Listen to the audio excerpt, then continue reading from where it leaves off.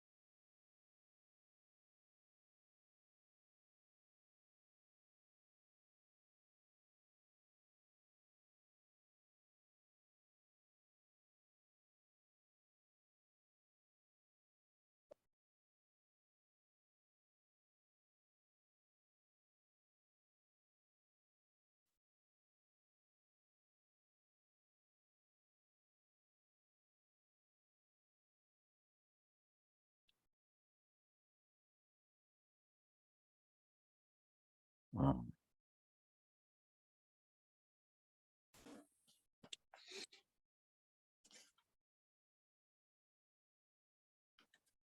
Katusha, Yep. Good morning.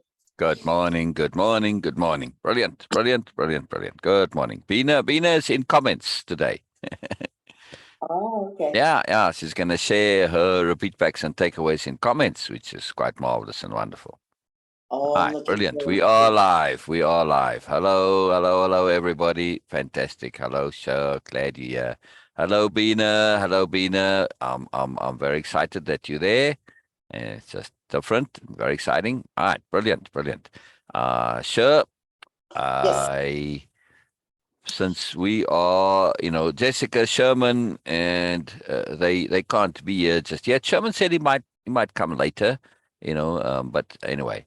So it's just you and I. All right, and Bina. But Bina gonna share in comments her takeaways. She did some.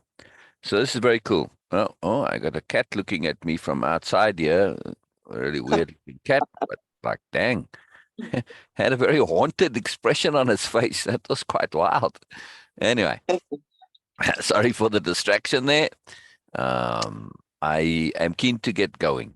All right. So, sure, I know you've already been doing this, but what I did want to ask you, and I want to get into where we are at, where you are currently at, right? We've been going through it on your time early in the week, but here now, two things that we can do.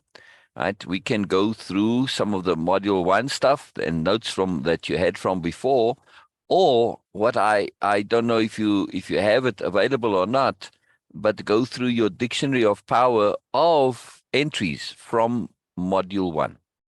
Oh, okay. Well, I'll tell you what. I Oh, just looked at my notes this morning that showed me that, yep, I was going to be working on that. And since I don't have it quite okay. prepared as far as like that, what I would suggest is, yes, we can do that. However, I could actually pick up some of the words that could be put into my or ought to be put into my dictionary of power. What do you think Yes, of that? that's the other thing I was going to say. Okay, so then, Module Bina, one. yeah. So now what I will do then, we'll just adapt. See, we like being adaptable and flexible.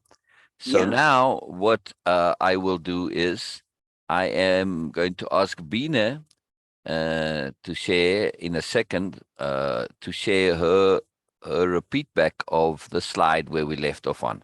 So I'm just Oh, going to pull beautiful. all that up in a moment. And Yeah, we're then, sure. getting. And then as we go and read through Bina's takeaway, then we will pull out the words for the Dictionary of Power, I think right? that's a The wonderful conceptions, idea. right? And also not just pull them out, but also what pops up in you. Yes? Yes, I like that. I do Okay, like that. Well, right. then that too also, because I did have a couple of questions that people had asked me about, can you explain the dictionary of power? Where Yes. they, Okay. Okay. We'll get so, to Dictionary of Power in a moment. I just want to right, recap a little bit. right. So for anybody listening to us, what we are doing a program, a course called Freedom from Anxiety and Worry. And this is module 1 of this course. And anybody is welcome to join us. And if you do want to actually take the course, then PM me or email me, and I will send you the link to what we are looking at now. And then I'll also give you a link to another program which explains how to take the program. Because, this is not just a matter of reading through it and that's all the end of it, or listening to it, because there's audio, you can listen to it as well. So you can do it in the car. But you have to do repeat backs, you have to do takeaways, you have to do entries into your dictionary of power. And this makes all of the difference, because if you do it the way it's intended, and there's quite a lot to doing it as intended, there's a whole little pre-program program, then you get the full value and you get lasting value, because you learn how to think it through for yourself to the end. Also, you're learning to perspective shift on it. You're learning to hear your own thoughts on yourself about the material, which is very, very powerful. You're learning to make it your own. You're going to then and practice and apply the things. And when you do that, it sticks in you. You understand it. You really, really understand it, not just believe you understand it. And you can demonstrate that you understand it. And this is profound. It changes the brain. And this is what we want. When we just have stuff in memory, when you just read stuff, oh, I know this. Oh, I reckon. Oh, yeah, that makes sense. Oh, very good. That doesn't really help. It fools us. It's very tricky. It's very shallow in that we think we know when we don't really know. Because when you go through something like that, right? Okay, let's say here's the first slide now, and we read and you say, oh, right. Oh, yeah, yeah, yeah. Okay, okay, okay. And then somebody comes along and they say next slide and say, oh, what was on the previous slide? I don't know, but it was good stuff. You see? That's what Mm, happens. That's what happens. We yeah, believe we know, but believing we know and actually knowing, two different things. All right. yes. So this is where I think we stopped the last time, right? And well, since you did this long ago, I'll go over these tasks and exercises with Sherman and Jessica when they come, or maybe next week. Again, for anybody who wants to join, there's no starting time. We don't all do this together. Look, Sher's already been doing this for a while. I think we're on module 5 or 6, and we're going to jump there in a moment. It doesn't matter. Right? We don't all have to be on the same page, and we're never going to be on the same page, because everybody does this at their own pace, Mhm. right? Exactly. So Exactly. that it's totally irrelevant. So you can join at any time. It's not a problem. All right. So we are facing and dealing with the awful truth. So I'm going to read through this, and then Bina, will you please share your repeat back in comments, right? So because this point, the awful truth, this is a very, very, very big deal, as you're It going is. to see now. Now, caution, people, do not be put off by this term awful truth. Yes, it's there and it's real. However, as you'll see, it's not a blockage point, right? This is why we are going to be paying so much attention to it. One of the most significant bottlenecks, it's a bottleneck to learning and growing, is the inability to deal with and face the awful truth. It's huge, huge, huge, huge. A very, very big deal. I can't emphasize this enough. It's a massive deal. If we can't be thoroughly self honest and deal with those truths we believe to be so ugly we can't face them, we won't ever get onto the path of learning and change. And we'll be stuck in our nonsense until we do. I'll touch on a sensitive, delicate point, which is people believing that they are stupid. So Yes, this is an awful truth, right? They yes, I'm too stupid to learn. I'm too stupid to learn. Of course, now they don't want to actually try learning, because if they try to learn and they don't succeed and they struggle and they don't get it, well, that's going to prove that I am, because they just believe that they are. They don't want to prove this because it's too awful a truth, right? So they want to get anywhere near doing anything that may touch on this. So they avoid learning, avoid growing. Yes. And that's a blockage. That's a huge bottleneck. So what if you don't know? Or they have another thing. Oh my, but maybe I'm going to say stuff and then I'll just make an idiot out of myself and I'll be wrong and all this. Again, ego. Yeah. Just so what, man? Everybody's wrong. Everybody doesn't know. There's no right or wrong in any of the stuff. It's irrelevant. Right. So this is a very, very, very big deal. Massive, massive, massive. Before we go on to this, I want to hear what you had to say there on this. Please, please, sure. Okay. What you just said, everything is accurate. I am one of those people who was afraid to approach learning because, I believed that I was stupid, and I was afraid many times it would cause me anxiety to speak in front of people, to ask questions, because I felt like, well, I'm an adult. I should already know these answers. Yeah, I love that word, should. I should already know these answers. I should already have this. exactly. And then it was a big deal to admit to myself, or even to anybody else, that when I first started my journey, I wasn't even sure what intent was. I wasn't sure what was made or what was meant by self-awareness. Yeah, None of it. It was yeah, amazing to me. And it's yeah, like, how could I not know these things? Have I just yeah, been that dumb? yeah, yeah, No. yeah, yeah. Admitting that was difficult. And then Yes. there's other truths that to me, when I first heard this, Sil, I used to think that, admitting the awful truth, it's not so much about telling our story. It's about understanding what we believe about us. Those are the awful truths that we don't want to share with others. Some of us don't believe that we're worthy. We don't believe we're good. We don't believe we're intelligent. Yeah. So you Yeah. can turn those around, though.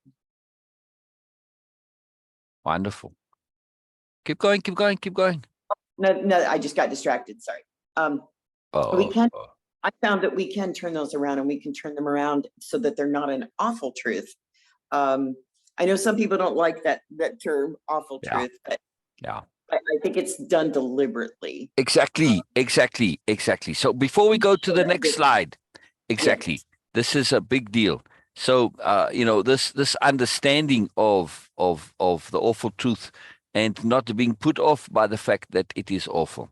So Mhm. let me screen share again here, because I want to, before I go to, because that's what you were sharing. There's kind of a takeaway, but I want to hear Bina's repeat back. All right, so let me get this up so I can have it side by side here. Yeah. Okay. So yeah, you'll see what I'm doing in a moment here. Okay. All right.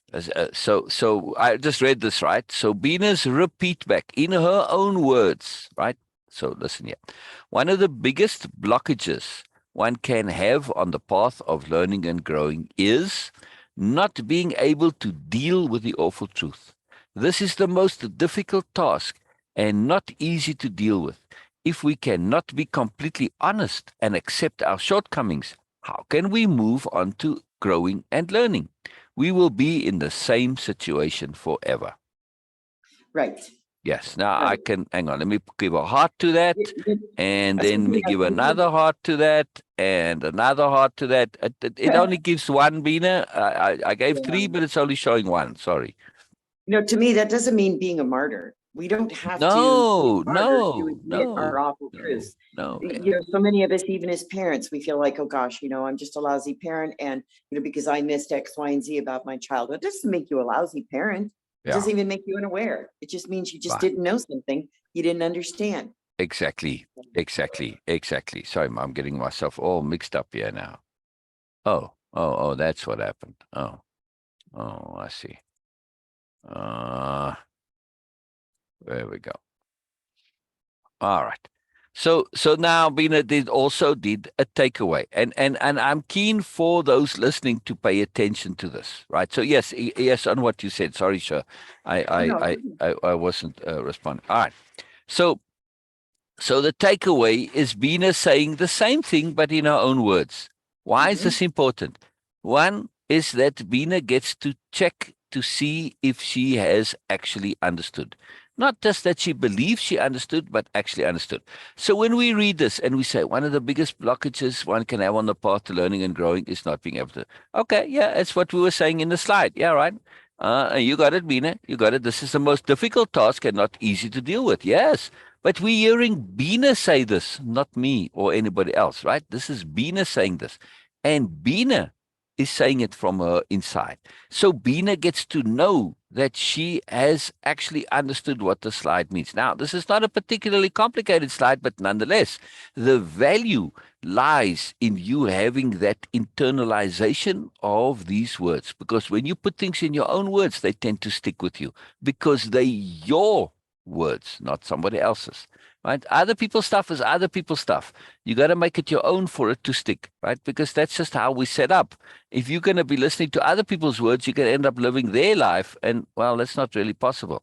So this is very key. But now we get to Bina's takeaway, which is what is important to her, what's valuable to her, what's meaningful to her, what's an aha to her, what's something she wants to hold on to, something that she wants to go and apply. Say, oh yes, okay, all right. So let's hear Bina's takeaway here.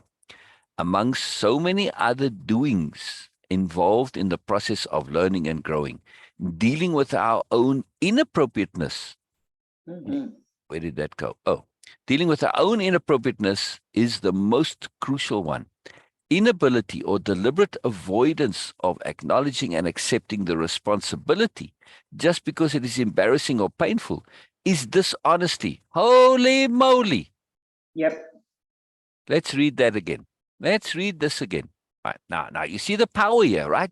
So now, in that slide there, we didn't say anything about responsibility or avoidance or embarrassment or anything. But this is Bina's takeaway, right? This is an awareness, a realization, an understanding that has come up in Bina because she did the repeat back, right? So you want to do the repeat back first. Why? Because you put it in your own words. When you do that, stuff starts happening in your brain.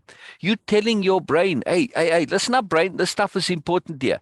I'm making the effort to put it in my own words. That's emphasis right away. Emphasis changes the brain.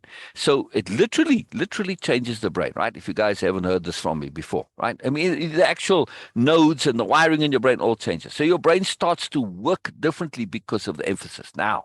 So now all sorts of stuff start coming up in you and it starts jumping and making connections because that's how the brain works. All right. So now look what came for Bina. Now, this may or may not be personal, but it's an understanding, it's an awareness, it's an insight, it's a discernment of this what we're talking about, right? Very powerful. Moreness, in other words, moreness. So let's read this again. Among so many other doings involved in the process of learning and growing, dealing with our own inappropriateness is the most crucial one. Wow. Inability or deliberate avoidance of acknowledging and accepting the responsibility just because it's embarrassing or painful is dishonesty. Yes, self honesty is the bedrock of growth and learning.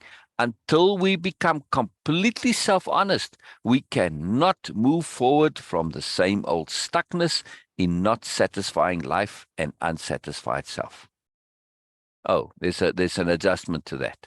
Self honesty is the bedrock of growth and learning. Until we become completely self honest, we cannot move forward. Oh, that's sure saying that. Oh, I thought Bina was adjusting the thing. Yes, Yeah. exactly, sure. Exactly. And exactly, Bina. What power? What power? What power? Now, now, I'm getting excited because what Bina said is meaningful to me. It's exciting to me. It's profound what Bina's saying. It's like, wow, big deal. But this is always what happens, right? When somebody shares a takeaway and a repeat back, I'm hearing you.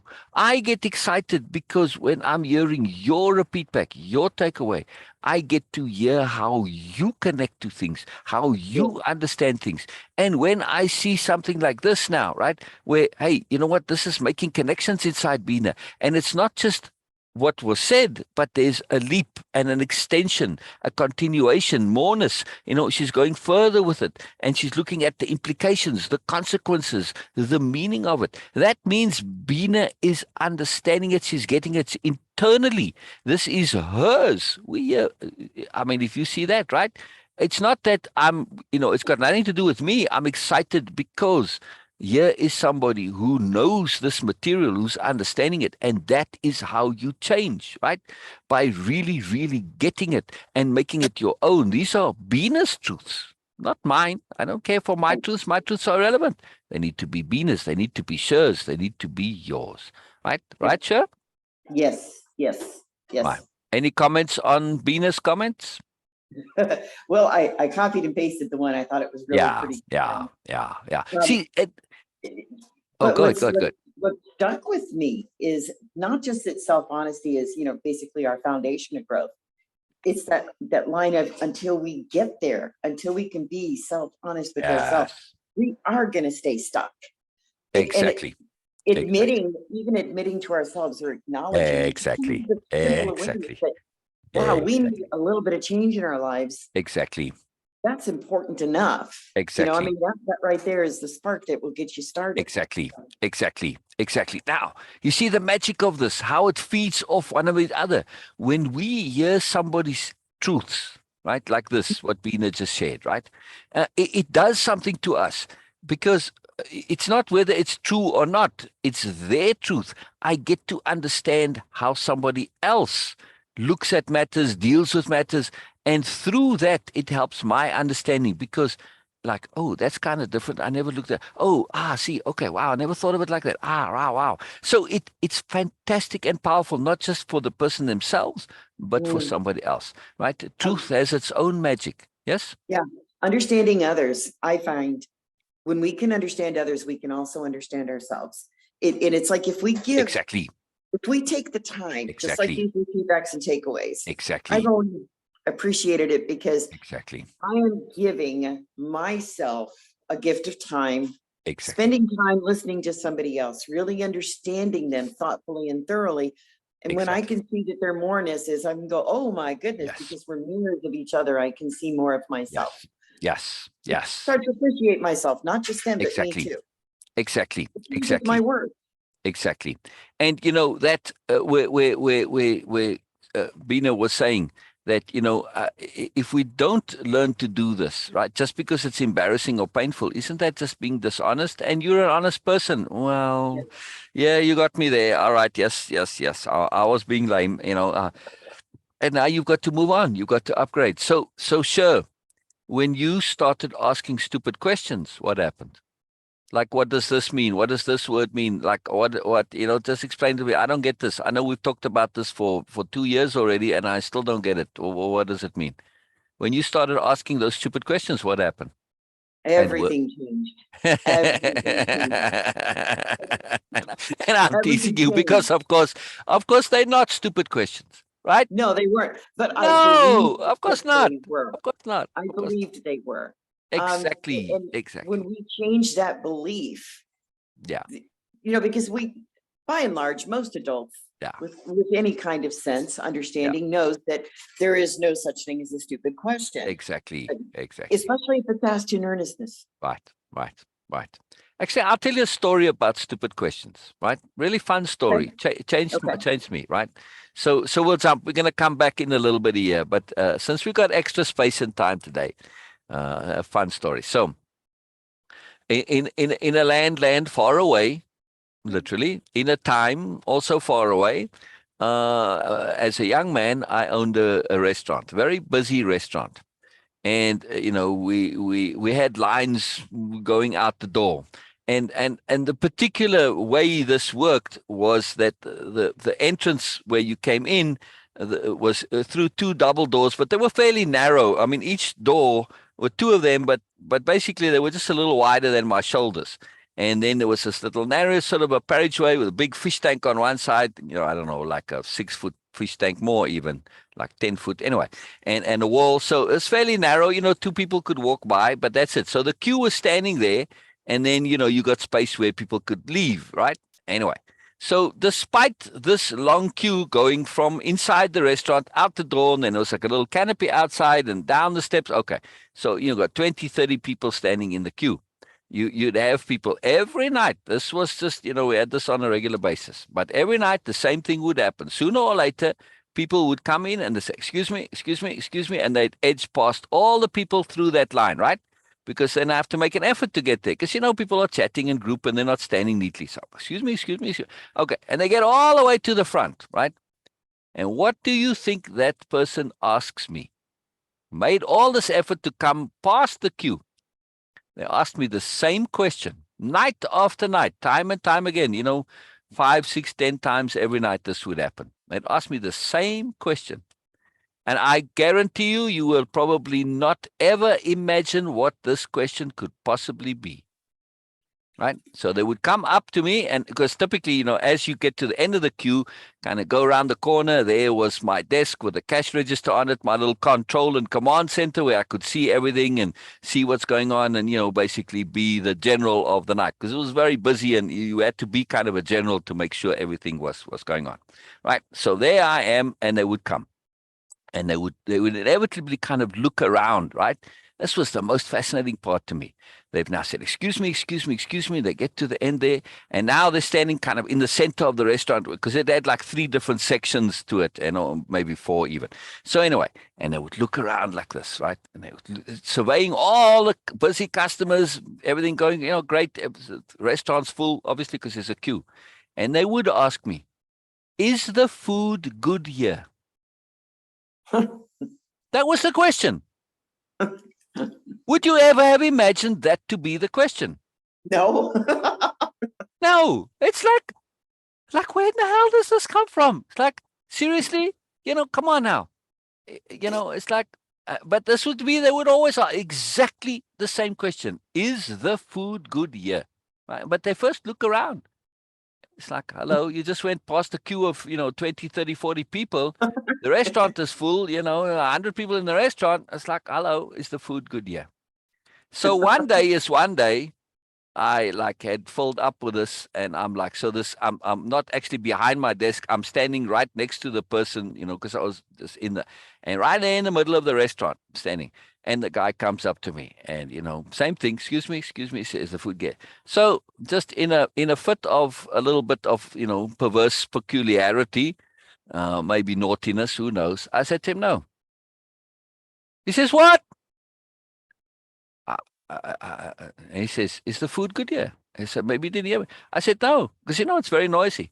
I said, no, I'm the owner, and I should know. The food's not good. No. He says, but. Anyway, all the people here, right? So, but I keep my face deadly serious. I said, yeah, but I'm the owner. I should know. You asked me, and I'm telling you straight and honest. So as a result of this, we end up having this big argument where he is arguing against me to say, but the food. And eventually, this was so preposterous. Obviously, the all the people sitting in the restaurant, all the diners, they were getting what I was doing, but he was arguing against his own questions. Like, why did you ask? I'm giving you the answer, and So of course they ended up with a round of applause, which made me feel very, very guilty, right? So as a result of this, I didn't get any satisfaction out of this. I was a little frustrated from hearing the same question, but at the end of it, you would think I would feel very, satisfied and resolved. But it's one guy, and the next person who came in is going to do the same thing. But it really made me think, why is that person asking this stupid question? And is it actually stupid? Right? On the surface, it would appear so, but really it made me think. So I felt really bad for the guy, because yes, okay, I kind of teased him and he made a fool of himself. Now, all right, he has himself to blame, and maybe it was a good lesson for him too. And eventually he kind of grinned, and he had that sheepish look and said, well, yeah, all right, I guess, But here's the thing that I realized. Some people struggle to make decisions for themselves, right? So that same person, they want, asking that question, has gone into previous restaurants and it was supposedly good and it turned out to be terrible because, well, it's fancy food or something that he's never eaten, or, some weird foreign food or something to this effect. And also, he doesn't trust because he's sort of made decisions which he thought were sensible and they turned out to be wrong. He's not trusting his own sensibility and opinion. So all he wanted was a bit of reassurance. Yes? Yes. That's Yes. all he wanted. He just wanted, he's asking a stupid question, but he wants reassurance. That's all. He wants to confirm that his understanding of, okay, there's a queue, the restaurant is busy, and, well, the food is good, or it's got to be good, right? But he just wants that reassurance because who knows? People may have been there for the music and the food isn't good. I don't know. He could have had, but he'd lost confidence in his own ability to make obvious decisions and obvious conclusions. Right. And you resonate with this. You've been there in the past, right? Sure. Yep. You know Many exactly what I times. mean, right? So Yep. when because at the end of the thing, I as my habit was already my habit then, thinking things through to the end. I didn't just take it for granted that, okay, I felt bad because I sort of I didn't give it the thought ahead of the time, which I should have. I did it after the fact of me having this, mock argument with a guy, and him proving that it was good. And I felt a bit bad. It's like I felt a bit mean. So. And it was very powerful because I came to this understanding that even though things are obvious, sometimes people don't trust their their own opinions. They don't trust their own sensibility. And I realized this is a massive sadness. I mean, this is just like, wow, It seriously. is. So ever after that, I still had the same people come in. I would reassure them and I'd say, no problem, all good, and, make everybody happy. So, and I never was bothered by those questions again. So it was a big, relief for me in that sense. It never bothered me anymore. I was what happy to reassure them, and I'm doing some good for them. I'm being a system. I'm being helpful. Okay, cool. So it was a big lesson, though, in that, people will ask questions that may seem stupid to us, but they're not internally. And there really is no such thing as a stupid question. Yes, sometimes people are lazy, and that's a different thing. A lazy question, where somebody's like, I don't want to think it through. I don't want to make the effort, just give me the answer already.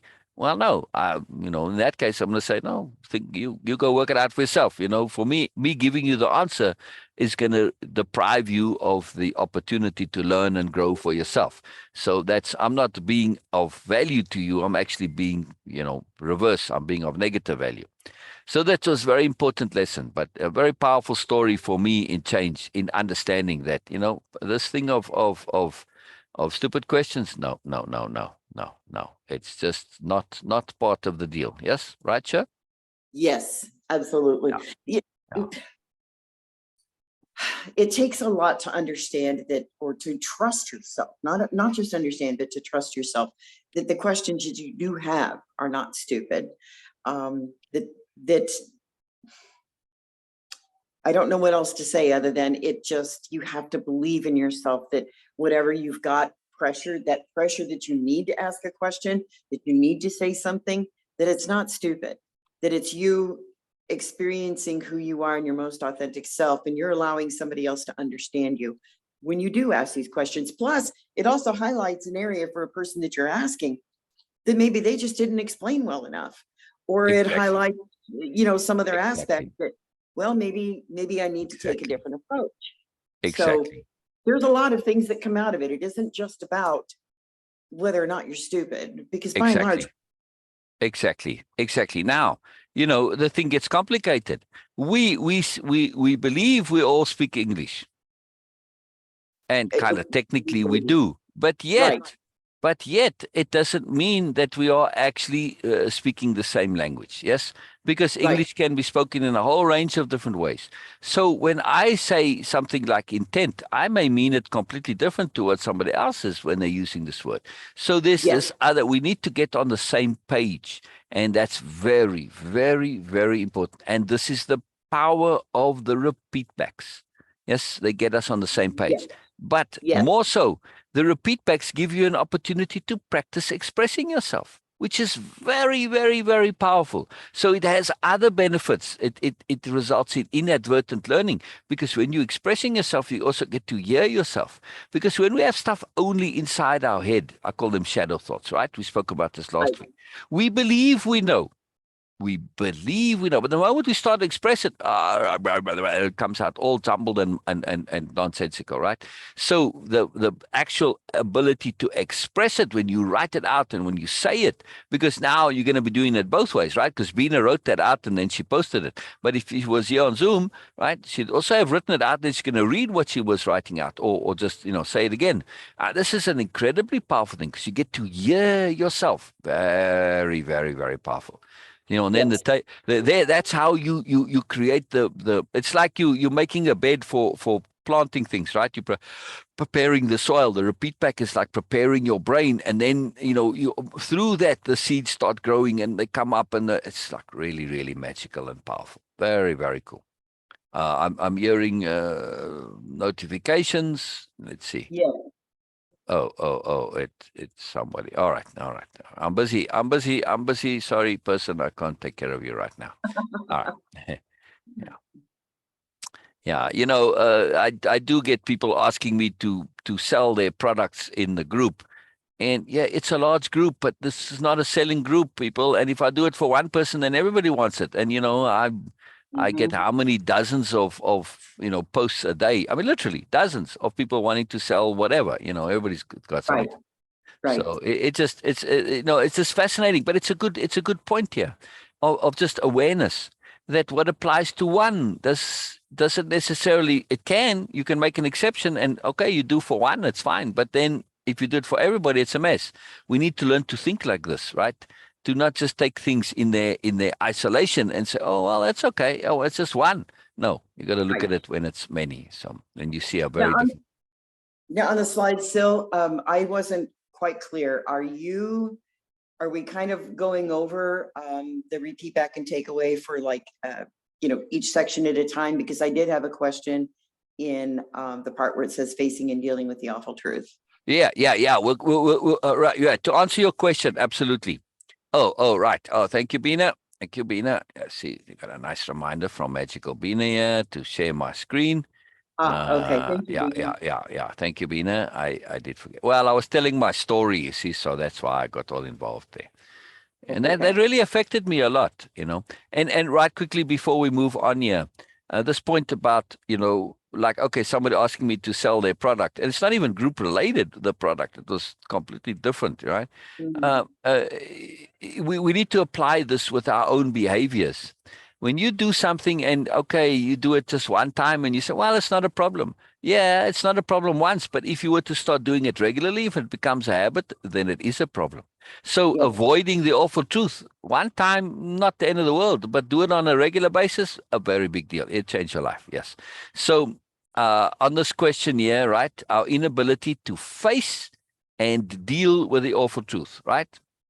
Okay. Or deal with and face. Okay. So it really should be first face and then deal with, right? Yes. Yeah, right. So it's usually I say it the other way around, because that's the first thing, you face it. And why do we say face it? It's very interesting, right? Because when you face something, literally, you're putting it right in front of your face. But there's a different meaning to face, like in Japanese culture, is very big deal about face, right? If you lose face, now, what does that mean? It means you lose your integrity. You lose your honesty. It lose your coherency, your sensibility. So when you face something, you are owning up to it. You are saying, I can do this. And you basically have to put on a different face. In other words, you have to kind of change when you face the awful truth, right? You have to put on like a strength face and say, okay. And then to deal with it, that's actually getting inside it, unraveling it, unpacking it, going through each detail of it, right? And dissecting it, doing a repeat back, a takeaway on it, doing toss and whatever. However you're going to deal with it. So yes, you're right. It should be face and deal with, right? Is that what you were asking about? No, actually, my question had something to do with, I think it's one of the next slides. Oh. Yeah. So that's why I said I wasn't quite sure where we were. I just wanted to. I see. Okay. Oh, right. So we're just on the very start of this little mini Okay. subsection, facing and dealing with the awful truth. Now, I want to do something else. See, my agenda today is that I want to demonstrate how to do the program. So Bina very beautifully shared a fantastic repeat back and then the takeaway, right? And she put them in the comments there so that you can see it, you can read it, not just hear me reading it or hear Bina saying it or whatever, right? So it's Right. not just audio, it's you can read it too. So this is most marvelous. But now, sure, we have a third major thing. So there's four key things that we do. It's the repeat back, the takeaway, entries into your dictionary of power, and then of course the tasks and exercises as well, right? And the tasks and Exactly. exercises, they are like this. You see, tasks and exercises. Please share with us. Well, this was the previous thing that we did. All right, but those are specific things that come up in the program. But the repeat backs, takeaways, and dictionary of power. This is what you're doing all the time. So what is the dictionary of power? The dictionary of power is simply a list of terms, conceptions, words, short phrases, maybe quotes that are particularly meaningful to you, and those which kind of sum up things and have a lot in them. We can think of it as if you take all of the information in the slide and you sort of put it into a pyramid of knowledge, of understanding, right? But now you can't remember each and every word, and you want to put onto it one thing like a label, a tag that's, oh, I can remember this. Well, all right, this is all about facing and dealing the awful truth. It's right there in the title. Or you could just say awful truth. We're talking about the awful truth. Part of the awful truth is facing and dealing with it, right? So Yes. there I have it the right way around, you see, sure. Yes. Yes. Yeah. So you see my point now. Now I've got all this information and I want to be able to access it. It's like on your hard drive. If you just take all that individual information and dump it into the hard drive, it will get filed as individual little pyramids. But if you label it, it puts it all together and you say, oh, awful truth. Okay, so now I'm going along. No, no, no, no, no, no, no, no. Yeah, yeah, my sound of me. Yeah, see? And I say, oh, awful truth. I type in awful truth. Suddenly I bring up all of the stuff that is in that pyramid, in that grouping, in that category of awful truth. And because Mm-hmm. it's a one thing, I can deal with it. Now, our brain works like this. When I say chair, right, and I look around me, I say, wow, there's a chair, there's a chair. Well, they're all kind of exactly different, but I know they're all chairs. Why? Because my brain has the ability to take those individual details and abstract them and put them together into the overall term of what chair means. So all of us understand that, when I say a chair, when I look at things, I don't have to remember each and every individual chair. I can figure it out what a chair is, right? Something that you put your butt on and that's it, right? So we have this deeper understanding. It's just part of the way our brains are hardwired. So we can use this mechanism to say, oh, awful truth, and I can pack a lot of understanding into it. So now when I bring up this word awful truth, a lot of stuff comes along with it automatically. Yes, because Right. the awful truth is like the capstone on top of that pyramid. That's the name of it, right? That's it. It's awful truth pyramid of knowledge. And everything inside automatically comes with it. That's if you know the things that go with it. And that's what the repeat back and the takeaway does. It makes you very clear about what's inside it. You've worked it through. You know it. All you're doing now is taking your knowing and you're not leaving it all loose and diverse and all scattered about the show. You're packaging it and you're putting it in this package. Awful truth. Bing. You know what it means, right? That's the key point. You know what awful truth means. Once you know what it means and you've worked it all out, your brain automatically makes those associations for you, the same way as it automatically makes association for chair. When you were a little kiddie, you learned chair one by one until such time where you could extrapolate and put it together from, oh, well, this must be a chair because those were chairs, right? Our brains are trained that way. So we are using language in a very powerful way. So Mm-hmm. what I want to get at is we've now done the repeat back, the takeaway, right? And now what we're going to say in your dictionary of power, I'm keen for you to make a specific one for um, um, for for um, for this course, right? Because you've got a Yes. dictionary of power that includes stuff from elsewhere. So we're just going to do a freedom from anxiety and worry dictionary of power. So Okay. right away, we can say, well, acknowledgement. That's, even just on this slide. Now, there were some before this, but we'll just stick with this slide, right? Right. So acknowledgement, that's a very powerful term, as we know from other things too. But okay, acknowledgement. Yes, I have to acknowledge what's involved. I don't have to write down acknowledgement of what's involved. When I put acknowledgement in my dictionary of power, it's kind of that it's of what all is involved, no?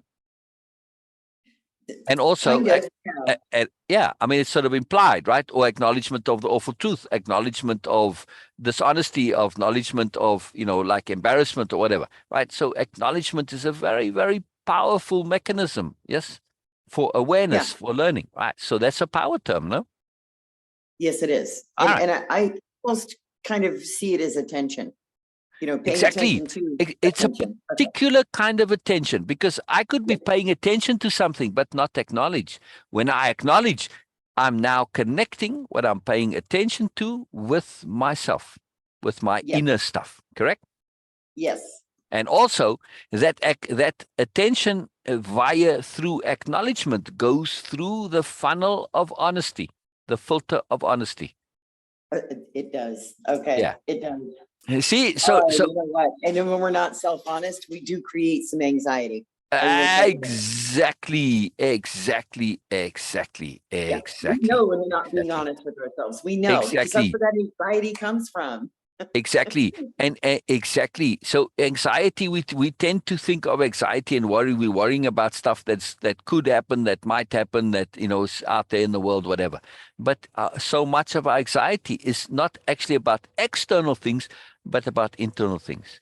If you're not going to be honest, you're going to create anxiety in yourself because you are not being honest. Very powerful point, sure. Very, very powerful point. I have experienced that multiple times. Yes. Multiple.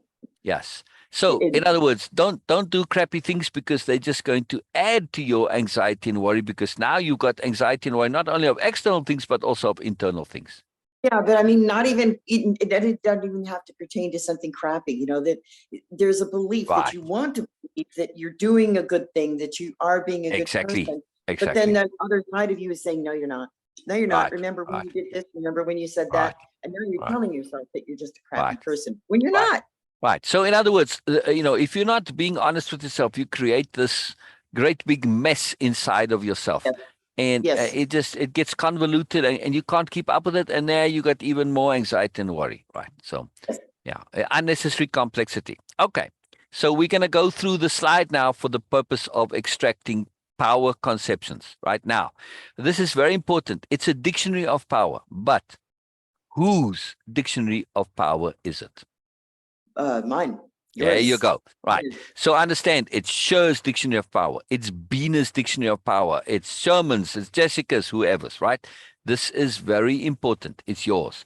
So you might say acknowledgement. Wow, you know what? When I think of this, it's actually, for me, it's more like being honest. And so, okay, so I'll put acknowledgement, and underneath it, I'll put another interesting, self-honesty. Yeah, because that's what came out of it. Yes? Okay. Yeah. I see where you're going with that. Okay. Right. So now, okay, well, because that's what I heard from Sher. It's Sher's thing. So I'm saying, I would recommend, Sher, you put self-honesty into yours, because really, when we're talking about acknowledgement, for sure, it means self-honesty. Yes? They related, they connected. And this is a very powerful thing for sure. Self-honesty. That's a massive big deal. And that's what your dictionary of power is. It's the things that make you, that make a difference to you, that are important to you, that are significant to you, that are morenesses to you, that are profound to you, that tie it all together, right? So it's your private internal language of power and moreness and awesome and understanding and awareness. That's what your dictionary of power is. That's why it's called the dictionary of power. And we aren't putting words in there. We're putting conceptions. A word is something that's just, it's just a word. It's just a name for something, right? But a conception is a much bigger deal. It's much huger. It's much more connected, right? A conception connects things to other things, right? So for instance, like a chair is a conception. But acknowledgement, self-honesty, these are conceptions, they understandings. Because you could say self-honesty to one person and self-honesty to another, and it's very different, right? So when we Yes. have conceptions, because it's a conception means we've thought about it. And to conceive is to create. Yes? Like when Yes. you conceive children. Well, when you conceive words, concepts, ideas, it's the same thing. Much like a child, when you bring a conception into your awareness, when you conceive of it yourself, and you don't have to invent it from new, but when you're thinking it through like we are now, you're busy conceiving in your brain, which means that, this conception, it's like a child and it grows and it has a life of its own eventually, right? So they Right. have a lot of power. Yeah, it's a very big deal. It's a very big deal. So all of these conceptions, they grow and expand and they connect with other conceptions and they help us to really get a grip and a handle on life and the universe and everything. All right, so let's continue. So in our very next thing here, we say facing and dealing with the awful truth. Now, I could just add awful truth to my dictionary of power, but, facing and dealing with the awful truth. Oh, To see, I understand the did not awful even truth is think of useful. that. Say again, sir? I didn't even think of the whole phrase itself. I just Exactly. been doing words. Exactly. This is cool. In this case, we want to put the words. Why? Because, as you know from Way of Impeccability, without application, it's what? All meaningless. Exactly. Exactly. So facing and dealing, these are actions. These are things I can do. Yes. And we always, at least from my point of view, in all my courses and programs, it's all about being able to have things that you can do to resolve whatever you need to resolve. Because you can understand your problem all you like. If you don't actually do something, nothing happens, right? Right? Right. Without application, all meaningless. So this one now, instead of just putting the awful truth, yes, we'll put in as an entry the awful truth. This is a very big understanding, but understanding the awful truth means nothing if you don't face and deal with it. Yes. Yes. So in this case, we say, man, there's my action. This is the most important thing, facing and dealing with the awful truth. This is absolutely, really, really important. Yes. I like Ah, that. I'd never really thought about the whole phrase. So, okay. yes. So this is, yes, we like terms and conceptions. If we can, we want to take things and boil them down to one concept. And that one concept, we want to have it a kind of a concept where if you think about it more, well, you could do that with awful truth. If I really think about the awful truth, well, don't I have to face and deal with it? Well, duh, you see? But still, it's a good reminder, right? So Yes. you can put in only awful truth because it's like, it's so connected to facing and dealing with it that you don't really need to put in facing and deal with it. But also it's useful to put it in, right? It can go both ways. Yeah. Yeah. Yeah. All right. So we read one of the most significant bottlenecks for learning and growing. Bottleneck. Okay. Learning and growing. Well, they capitalized here. Why so capitalize these? Learning, capital L learning and capital G growing. Just learning and growing. This is something that is our point and purpose of all of this, right? We aren't just looking to deal with the awful truth so that we can deal with our anxiety and worry. Yeah, that's part of it. But let's assume I cure my anxiety and worry and I don't have it anymore. Does that mean I've learned and grown and there isn't more things that I can do? Do I know how to be happy? Do I know how to be joyful, blissful, elated, rapturous? Do I know how to be fulfilled, empowered? Do I?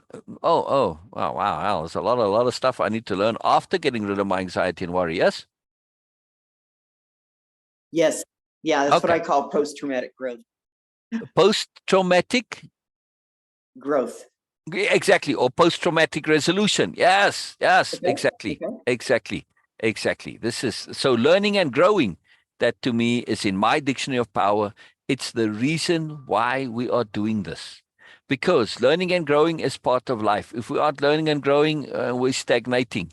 There's always more, and because we love learning and growing, it's a joy. It's not punishment. It's not stressful. No, it's going into the moreness. That's why this whole concept of moreness is so magical, right?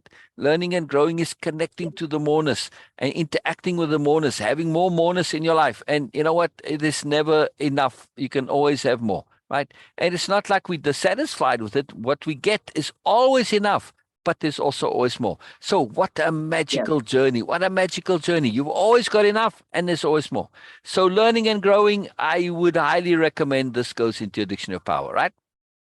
Yes, I put it in there. There we go. And it's capital L learning, capital G growing, And right? capital So, G growing, yes. right. So why the capital L? What's the difference between capital L learning and little L learning? Well, little L learning is typically just putting information in your brain and you put it on the hard drive and there you go, right? We think we've learned because we Right. now have got some facts, and no, you haven't learned.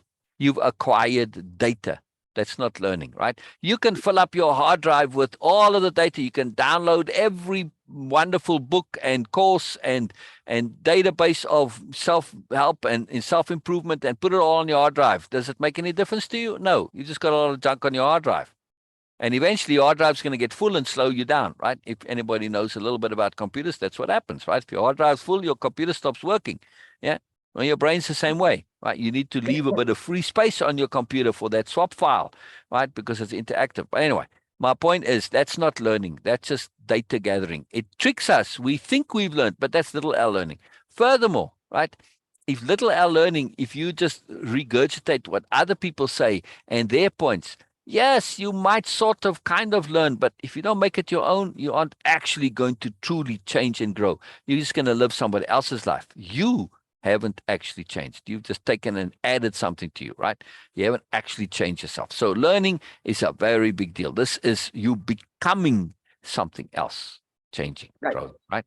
Same with the growing, right? So this is very important. It's realness, in other words, why it's capitalized, right? And also we capitalize to Well, say, not only, oh, I go was ahead. gonna say, I didn't mean to interrupt, but not only Oh, no realness, problem. but for me, it's when we capitalize something, we are actually placing an emphasis on the Exactly. understanding and owning it. Exactly. It's owning it. Exactly. Yes. Exactly. And that's exactly what I was going to say next. And you just perfectly said it there. Exactly. No, it's wonderful. So please interrupt anytime. Precisely. So I'm also using those capitals as a mnemonic device, as an emphasis device, right? I'm saying, when I read learning and growing, I'm reminding myself learning and growing is joyful to me. It's potent. It's powerful. It's moreness. It's awesome, right? And this is what I'm all about. Fantastic. Okay. So yes, it gives it extra emphasis, right? Same with awful truth. It's a huge deal, right? And so it's again emphasized. A very big deal. If we can't be thoroughly self-honest, we already have self-honesty. You've already got it added into your dictionary of power. But again, as we go through the slide, this is our point here now, right? We're going things to see what else. Okay, self-honesty, well, right? To deal with those truths we believe. Now you would say, well, wait a second. How come truth isn't capitalized here? It's You different than, for me, What?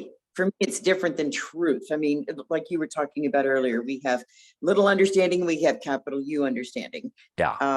It's the same thing. So I don't know, Right. for me. Right. But see, now I didn't capitalize truths here because a capital T truth, that's very hard to acquire. Yes, because Yes, it truths, is. they come and they go, they variables. So Yep. many, it's popular in the world out there that people like this idea of capital T truths. In other words, truths that are really, really true and that exist out there of their own accord. But as we learn and grow and enhance and develop our awareness, we come to realize the truths that we thought were truths. Well, no, not so much anymore, right?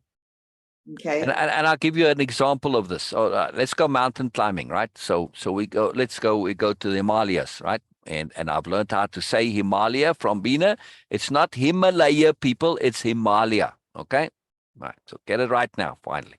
Anyway, so off we go. And we're gonna go climb Mount Everest, right? But if we start far away, we see the first mountain there and say, wow, man, that mountain's really tall. Wow. Okay. Off we go, and we get into the near the first mountain, but it's not, it's not the one we're looking for. So we kind of go alongside it. But as we approach it, that's all we can see is this huge, great big mountain in front of us, right? But as we kind of go past it and we get into the mountain range, we say, oh my goodness, there's another mountain behind it, and it's even bigger than the first one. And then you do this, you'll probably, if you want to actually get to Everest, right? Literally, if you want to start from down below in the plain somewhere, you're going to go probably through, I don't know how many dozens of mountains before you get to Everest. And each one is higher than the one than the one that came before it, right? So that's the point with truth. That when we look at that mountain, we think, oh, this is the highest mountain in the world. It's the highest mountain I've ever seen. But, well, when I get there, I see other mountains behind it, and I realize it's not the highest anymore. Yes? So that's the Okay. same thing with truth. Yeah. When you Yeah. actually get close to it and you start to look at it in detail and you start to examine it from all sides and you see it in context of other things, you realize, oh, well, maybe not so much anymore. Yeah. So Oh, you truth just answered changes. my question. Yeah, I had a question about that. You just answered my question because I had an entry in my dictionary power about expectation transformation There you to go. self-transformation. You just answered it with that There you example, go. that story. There you Perfect. go. There you Okay. go. There you go. Okay, so we got self-honesty, and then we say truth. No, I'm not going to put truth in there because, truth changes. And it's not that we are going to be squirmy and that. No, I'm going to believe my truth until it's no longer valid, right? So to me, all of my truths are only as good as they last. But while that's the truth that I have, I'm going to apply it fully and thoroughly and treat it as if it's a capital T truth, as if, right? So Yes. I'm going to deal with this. If it turns out not to be good anymore, I just adapt and I take the new one. And now this is my thing, right? In the same way, I'm going to climb that mountain as if it's the highest mountain. When I get to the top, I see another one. Okay, I'm going to go climb that one now, right? Until I get to Everest. There you go. But in life, we it might take us a while to get to Everest, and that's fantastic because we like climbing mountains. So we have lots of joy. Because once you climb Everest, then what? Yeah. What else? We have to figure out what else to conquer. Exactly. So, learning it's infinite. That's the magic of learning, right? That's why we have capital L learning. It's infinite. All right. So then the next way we say we won't believe to be so we can't face them. We won't ever get onto the path, capital P path of learning and change. Wow. Okay. So change also, it's capitalized here because change is part of life. If we Mhm. don't learn how to change, we get stuck and we go nowhere. And here's the thing, right? When you look at things that break, they typically because they're too rigid, they can't flex and bend. Yeah, glass is a good example, right? It's very Right. strong, but it's also very rigid. If you your glass works fine, but the moment you drop it, it breaks, right? It's because it's too rigid. You take a plastic cup, you drop it. Well, it's not so rigid. It can bend and flex. Well, it just bounces and it's no problem. So change is like that, right? We need to learn how to change, to be flexible, fluid, so that we don't get broken by the knocks and drops of life. Yes. So change is capitalized for this reason. We already got learning. Yes. And we could say, okay, path, but we don't have to add path in specifically until we say, what's my path? All right, then I can say. But a path, as opposed to just something you walk on, as a path that you travel, that you immerse with. This is a different understanding. This is a path that resonates with your soul. Yes, this is your path. There's a meaning to it, a significance to it, a profoundness, a moreness. It's connected beyond you. So, a capital P path is a very big deal. It's a very, very, very significant, very soulful issue. So both of those, path and change, I like to have them in my dictionary of power, and just because they mean more to say, wow, what is my path? That's a great question, right? And also to understand that change isn't a negative. When I capitalize it, it becomes a positive. It's joy. It's something that if I develop the ability to be able to capital C change, what do I have to worry about? Mhm. What do Yeah. I have to worry about if I can change? Yeah, okay. So the thing I'm worrying is going to be, whatever. All right. I'm worried that my daughter's wedding isn't going to go perfectly. So what? If it doesn't go perfectly, I adapt and change, and I just roll with it, and it's not an issue. Right? So what's to worry about? I know I'm flexible and fluid. There's always going to be some little thing that doesn't go right. It's why we Exactly. like this concept of a spirit warrior in Way of Impeccability. We want to learn to think like warriors. And, actually, from a self improvement point of view, by the way, there's a couple of books written by ex SEALs. Well, they may have been SEALs at the time. And they're very profound books, right? Because they will talk about, like, you can plan all you like, but when you get into action, your plans kind of, you have to adapt, you have to change. Your plan, they never go exactly according to plan. Right. And if Right. you don't build flexibility and fluid, if you don't build possibility for change and adapting in the moment, into your plan is completely and utterly worthless. Like the great philosopher Mike Tyson said, yes, all your plans go out the window the moment you get smacked in the mouth. Yeah, that's true. Yeah. So, change, the ability to change and adapt. So change is a massive, massive point for your dictionary of power, right? Yes. And our path now, our path of learning and change, our path involves change and growth and adapting. And now it becomes exciting rather than something that's stressful. Yes. Because we put it into, we know we're going to change. Yes. Now, let's think of ourselves in this concept, just as we're on an adventure now, not following along a rigid path. Much more exciting, right? If I can adapt and change, I can have an adventure. If I cannot adapt and change, how am I possibly going to have an adventure? Can you ask that again? If I cannot adapt and change and be flexible and fluid, how could I possibly have an adventure? Okay, yeah, you can't. There is none. You can't. Then you're just going to have boring, same old, same old, same old. Okay, but that's what you may want. So this is a very important point in the context of anxiety and worry. People think they don't want anxiety and worry in their lives. Yes, they don't. But what they think is going to happen if they remove anxiety and worry is they think they are going to get things without anxiety and worry, which means they know exactly what's going to happen. Yes? Okay. Well, if you know exactly what's going to happen, isn't that going to be the most boring life ever?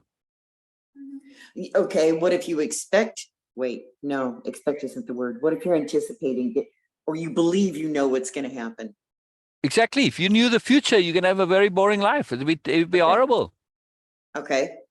So what if somebody believes though that, that it's going to be the same old in every situation? Take a classroom, for example. Right. Classroom is noisy. You go in there and you're expecting the same thing. You can set yourself up, don't you think, for anxiety intentionally? Sorry, say that again. Okay, don't you think a person could set themselves up though for that intentionally, in a negative kind of way, if they went in expecting the same thing all the time instead of looking for change and understanding? Yeah, exactly. Okay. Yeah, we come to assume that anxiety and worry is like natural and there's always something to worry about. Well, there is, but if you're always going to be worrying about it, you're stuck in a square circle loop, which doesn't get you anywhere. Right. So yeah, Right. so our expectations are very good. But when we understand that learning and change is our path, wow, this is quite magical because now we're not stuck into expecting anxiety and worry or getting rid of it and just always having the same old boring stuff in our lives, right? So because we embrace learning and change, we're now free. We're free from anxiety and worry. We're free from boredom as well, no? Yes. Yeah, so that's very simple there to add in. All right, before we go to the next slide here, but look at this now, right? Look at just in this one slide, how many entries that we put into our dictionary of power, right? A whole bunch of them, yes? Yes. Yeah, And see, admittedly, I would not have chosen, but maybe one or two of those words for my dictionary power. Right. Just because like I explained to you, I was looking for, great big meaningful massive concepts, but there's a lot in it. Exactly. It's what makes a difference. It's stuff that you want to remind yourself of, stuff that you want to say, this is important to me. You are saying, this is me. Right. Okay. So your dictionary of power is your bedrock of who you are. As in Way of Impeccability, we don't go into it in detail in anxiety and worry in this course, but your dictionary of power is what you build your self-conception from. Yes. It's the bedrock, it's the foundation. So these are all your core components that go into you laying your foundation. These are all things you want in your foundation. Yes? Yes. Yes. Yeah. So it doesn't have to be massive and profound. You don't have to put a great big, foundation stone in. You have lots of gravel that goes into your foundation too, no? Yes. Yeah. But you want quality gravel. You don't want just, well, when we speak to Ryan, he's the expert on foundations, right? The quality of the materials that goes into your foundation is very, very important. You build a crappy foundation, your house is going to come down later on. And that's Yep. what we're doing. That's what we're doing. Yeah. So this is dictionary of power is not about big truths. It's about what's truths to you. There's no big or small when it comes to what matters to you, what's important to you. They all matter, like those gears inside the clock, right? Inside an old Right. clock or watch. They all matter.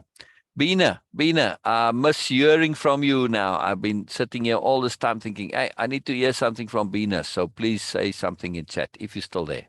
Maybe Bina had to go. I don't know. I But in hope case not. you're still there, Bina, please say something for us there. Just on this topic of dictionary of power and how we did this and pulled it out here.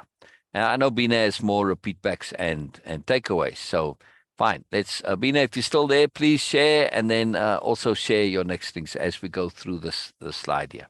So we're still on this subtopic, right? I mean, again, to understand how the program is set up. And I do this with all of them, right? We've got the overview of this module is called acknowledgement of what's involved. If we don't acknowledge what all is involved in anxiety and worry, forget about it. We don't even know what we're dealing with. So if you don't acknowledge it, you can't deal with it. It's as simple as that, right? This is not possible, right? Right. It's not going It to is be in your not. awareness. Okay, so we are specifically dealing with acknowledging the awful truth and facing and dealing with it, right? Mhm. So this is where we Yeah. are focused on. So it's this gives us clarity now of what we're doing. And having that clarity is very, very important. All right. However, much when it comes to the awful truth is belief and fear and also anxiety and worry. We tend to imagine more than what it is. The awful truth is a most excellent example of this. When we actually do face and deal with the awful truth, we inevitably find it turns into the awesome truth, or awful truth, or all full truth. Those read better than they speak. But anyway, this is very powerful. So our imaginations make things out to be worse than they really are. When you actually Yes. get there, you're like, really? Seriously? I was worried about this. But of course, now, let's go back why self-honesty was so key. Yes. If we Yes. don't have self-honesty and we come to something, okay, we're going along and we now, for whatever reason, we forced to face the awful truth and deal with it, right? We didn't want to, but we did. Okay. Now, if it turns out to be like, well, what was I so anxious and worried about? I feel a bit foolish. If we're not self-honest, we're not going to say that. And we are going to pretend or make out like the awful truth is an awful truth because we don't acknowledge that we were nincompoops for believing it so. But if we're honest, we say, wow, thank you. Wow, this is cool. Okay, I see it's not this. I'm just honest. Yes, okay, I thought it was going to be more and I feel a bit foolish, but okay, so what? I don't care about that. What I'm more happy about is that the awful truth turned out to actually turn into not just to be nothing, not just to be a zero, but actually turned out to be a positive. I'm actually getting value from this. Holy moly. It's like the exact opposite of what I thought it was going to be. Wow. Wow. Yes. Wow. So remind me on this little note there, sure, for Monday next time, just to go into the difference between philosophy of opposite and mentality of opposites. I just Okay. realized this yesterday that's maybe where some of the confusion is coming in. They Okay. are two different things. Mentality of opposite, philosophy of opposite. But Okay. just a little aside there. So get back into the awful truth here, right? So an example of an awful truth is that okay, for many people it's speaking in public. Okay. So all right, you go and you talk and you say, well, I'm really gonna get into this, I'm gonna give it my best. And you do it and you get, you learn, you practice, you do your thing, and you realize, wow, when you actually do it, and you start saying what you want to say and you communicate and you tell people what you want them to hear, and you're not looking to make a performance, but you look to communicate. You're looking to say what's important in your heart, which you feel these people that you want them to hear, that's important for them to hear, and this is an important truth that you want to bring out to the world and share with the world. Wow. And you start doing this. Wow, man, this is great, this is fantastic. Now you feel empowered. You feel, I've shared my truth. I've gotten it out of me. This is fantastic. This is awesome. It's not a negative, right? All my negatives are based on fears, like how am I going to look, performance, and all this. Ah, come on. You used to talking and sharing your truth. You've done this all your life, right? You talk to people and said things and when it's important to you, you say it. Well, public speaking is the same thing, right? So it's just a shift of perspective. Okay, I'm going into public speaking a little bit here. I can give a whole course on just this, but I Yeah. did send you those Biela's list of things, right? 20 or 30 of them or whatever. Yes. Right? Yes. So, but still, my point is that, yeah, when you start to overcome the fears and realize that those fears are just ideas. Now, there's an entry for your dictionary of power. Fear is an idea. Okay. That one I could definitely put in there. Yeah, fear is an idea. It's not a reality. It's an idea. Yes, danger might be a reality, but fear isn't. Right? How can you say this? Well, look at the lion tamer. I go, I meet the lion, I'm scared out of my wits, like, but the lion tamer isn't. If the lion tamer is afraid, the lion's going to eat them or attack them or whatever, right?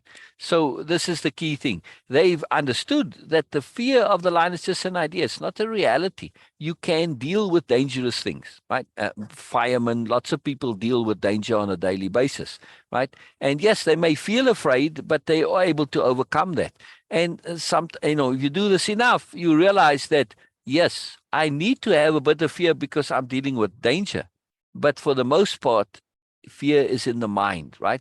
So you don't want to completely disassociate it when dealing with, lions or, fires or whatever, because then you're also going to be disrespectful of the actual danger.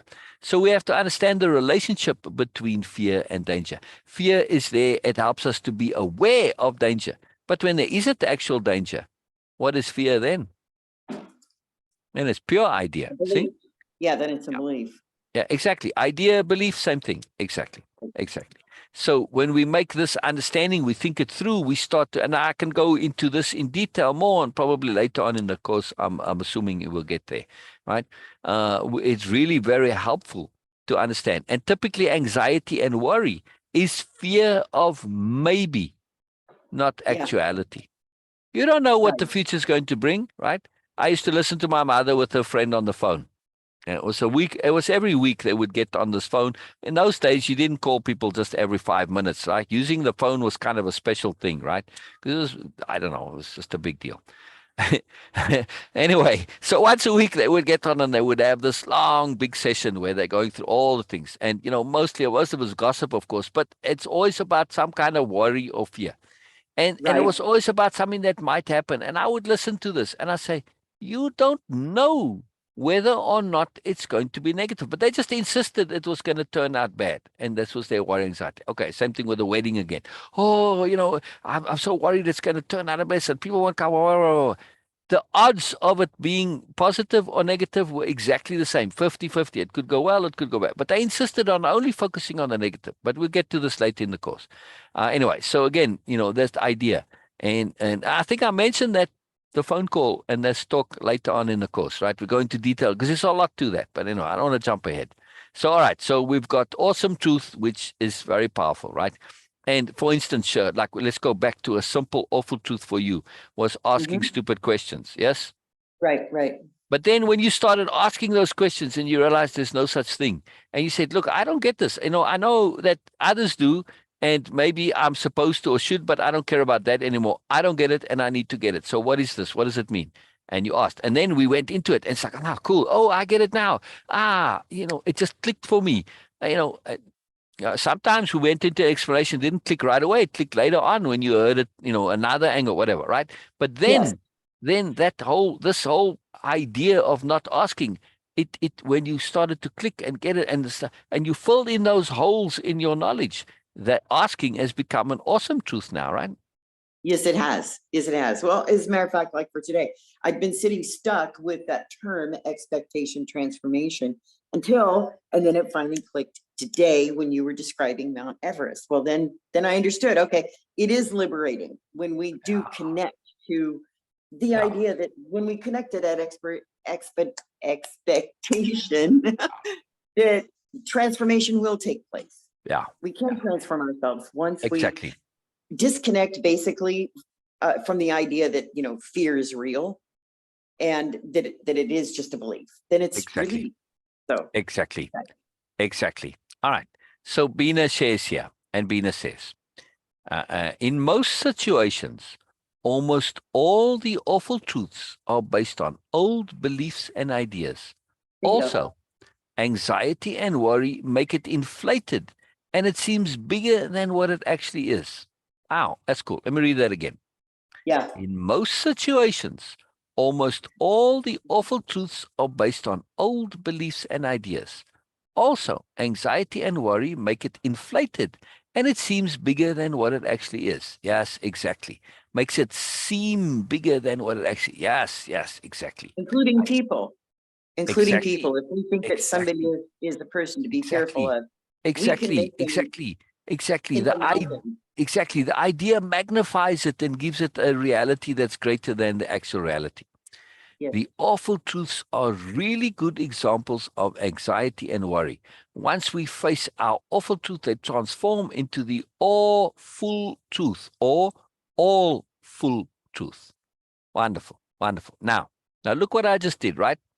I read what Bina posted without saying it's the repeat back of slide 2. So if you're just listening to it, you just hear Bina say this profound stuff. And it is Right. profound. It is profound what Bina said, because Bina's using her own words. And this is how you know that somebody's getting what is in the content, right?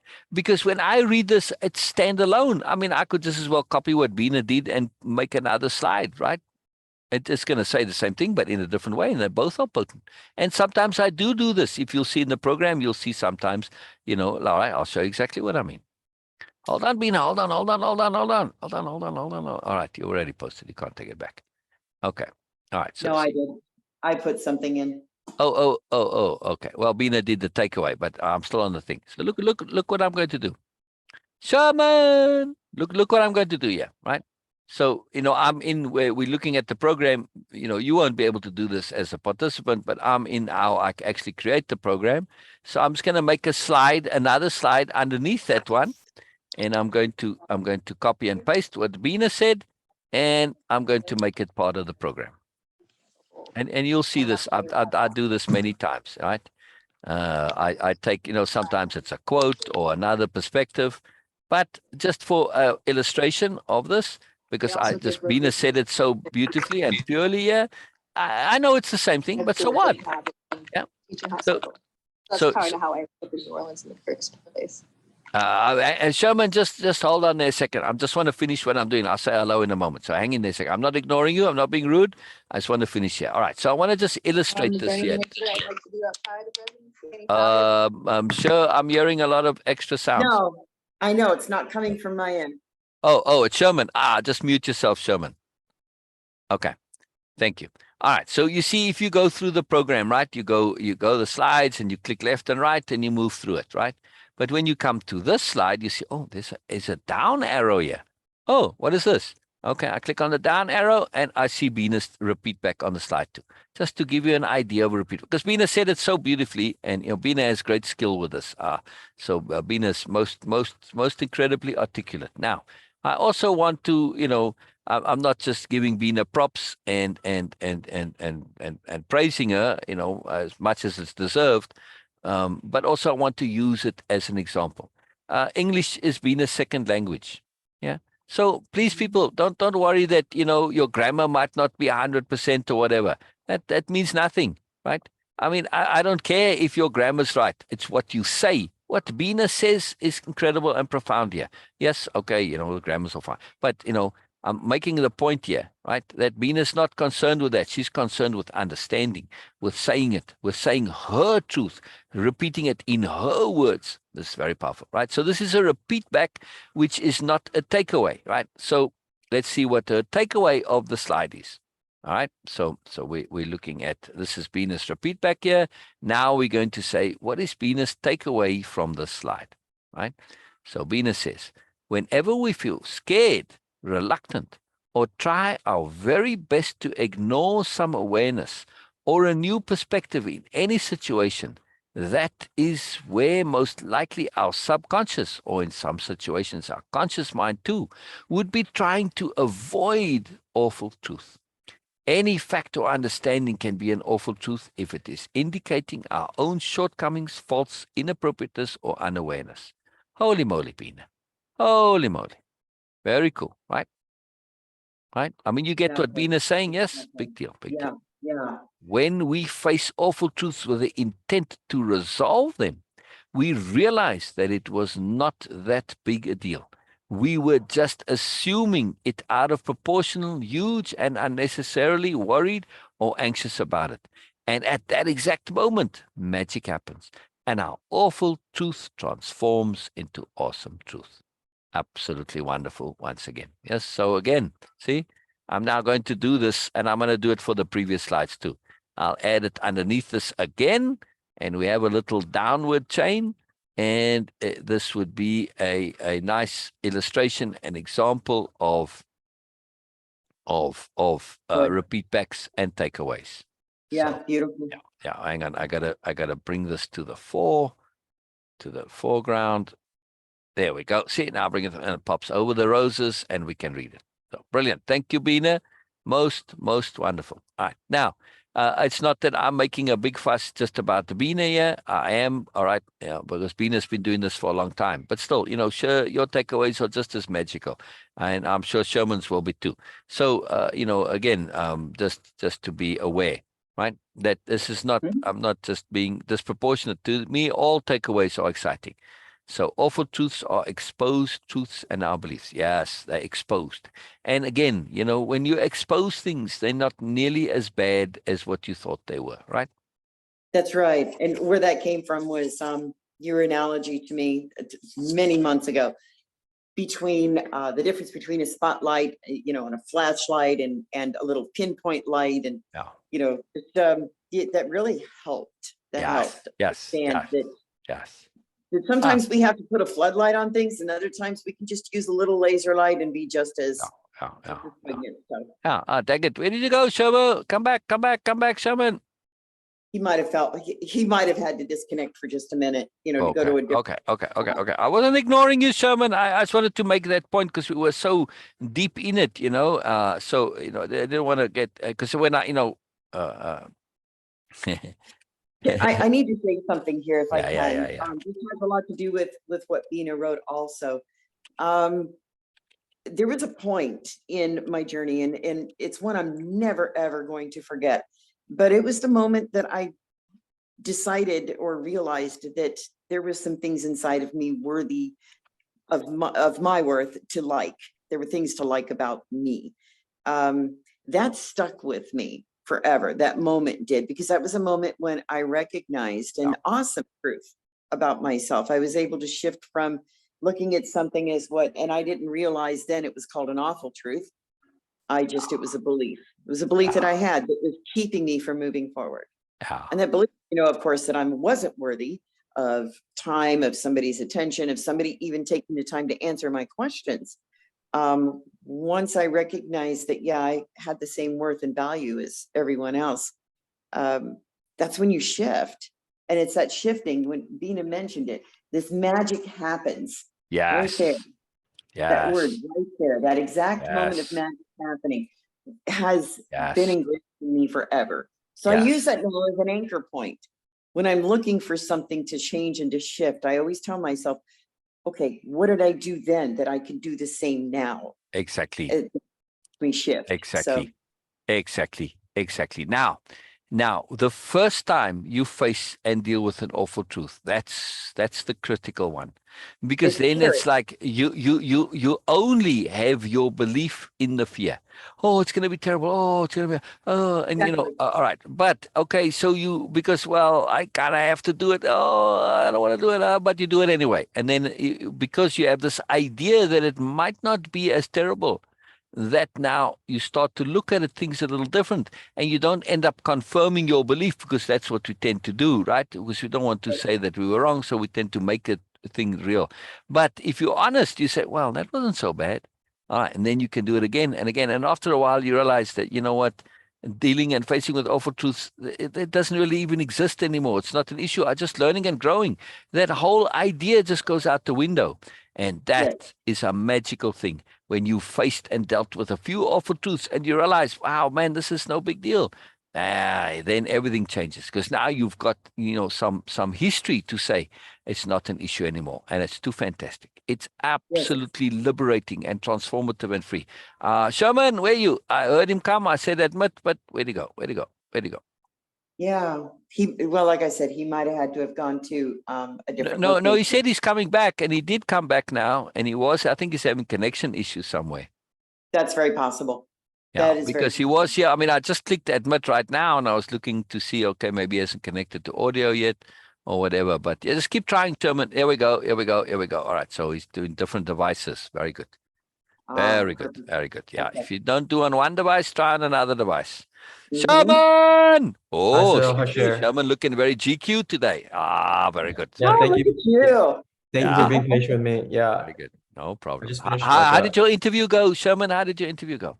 it was good. I met with a lot of Yes. doctors from Yes. New Orleans, and just try to just be authentic, be impeccable. There you go. Exactly. Now, let me ask you, before you went into the interview, did you have all sorts of ideas, anxieties, and worries about how terrible it may be and how it could be a calamity and blah, and blah? So in other words, no, you didn't have that? Ah, very good. Very good. Very good. So, well, I was hoping you were going to say that because then we could use it to demonstrate awful truth becoming awesome truth. But all right. So it wasn't as bad as you thought it was going to be. It was better. Yeah. Much better, yes. Well, there you go. So see, but say, well, a little bit of awful truth, and then it Well- turned into an awesome truth. Yeah. But I'm sure he's got a couple of examples that he could Probably. refer to in his own memory, and yeah. All right.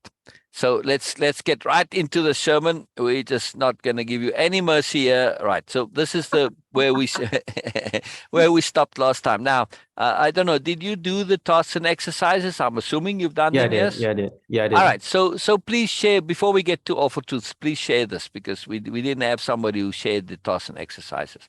So please share with us what your responsibilities are to yourself in the context of anxiety and worry and this program. Yeah, please share, Sherman. Please share. I think like my responsibility is to like soothe myself. Like I can't expect somebody to like calm me down or. Wow. Can you hear me? No. I'm just agreeing. That's just me saying. Okay, yes. yeah, like I can't. Like PowerPoint. I'm just saying yes. Take Yeah, note like I here, can't. people. Like I mean, Cher is like my coach and mentor, but like yeah. I can't. Like I can't expect her to always like be like readily available. So I Yes. gotta like, like take care of myself, and then Yes. whenever we can regroup, Yes. we can kind of like Yes. break down the problem points, and I'm Yes. super thankful, but it gives me more confidence in myself knowing like, okay, no matter how crazy or hairy a situation gets, like I can handle it at least in the moment, Exactly. and then I can come back, and then I can step away, make a game plan, and then come back and address Right. and do better.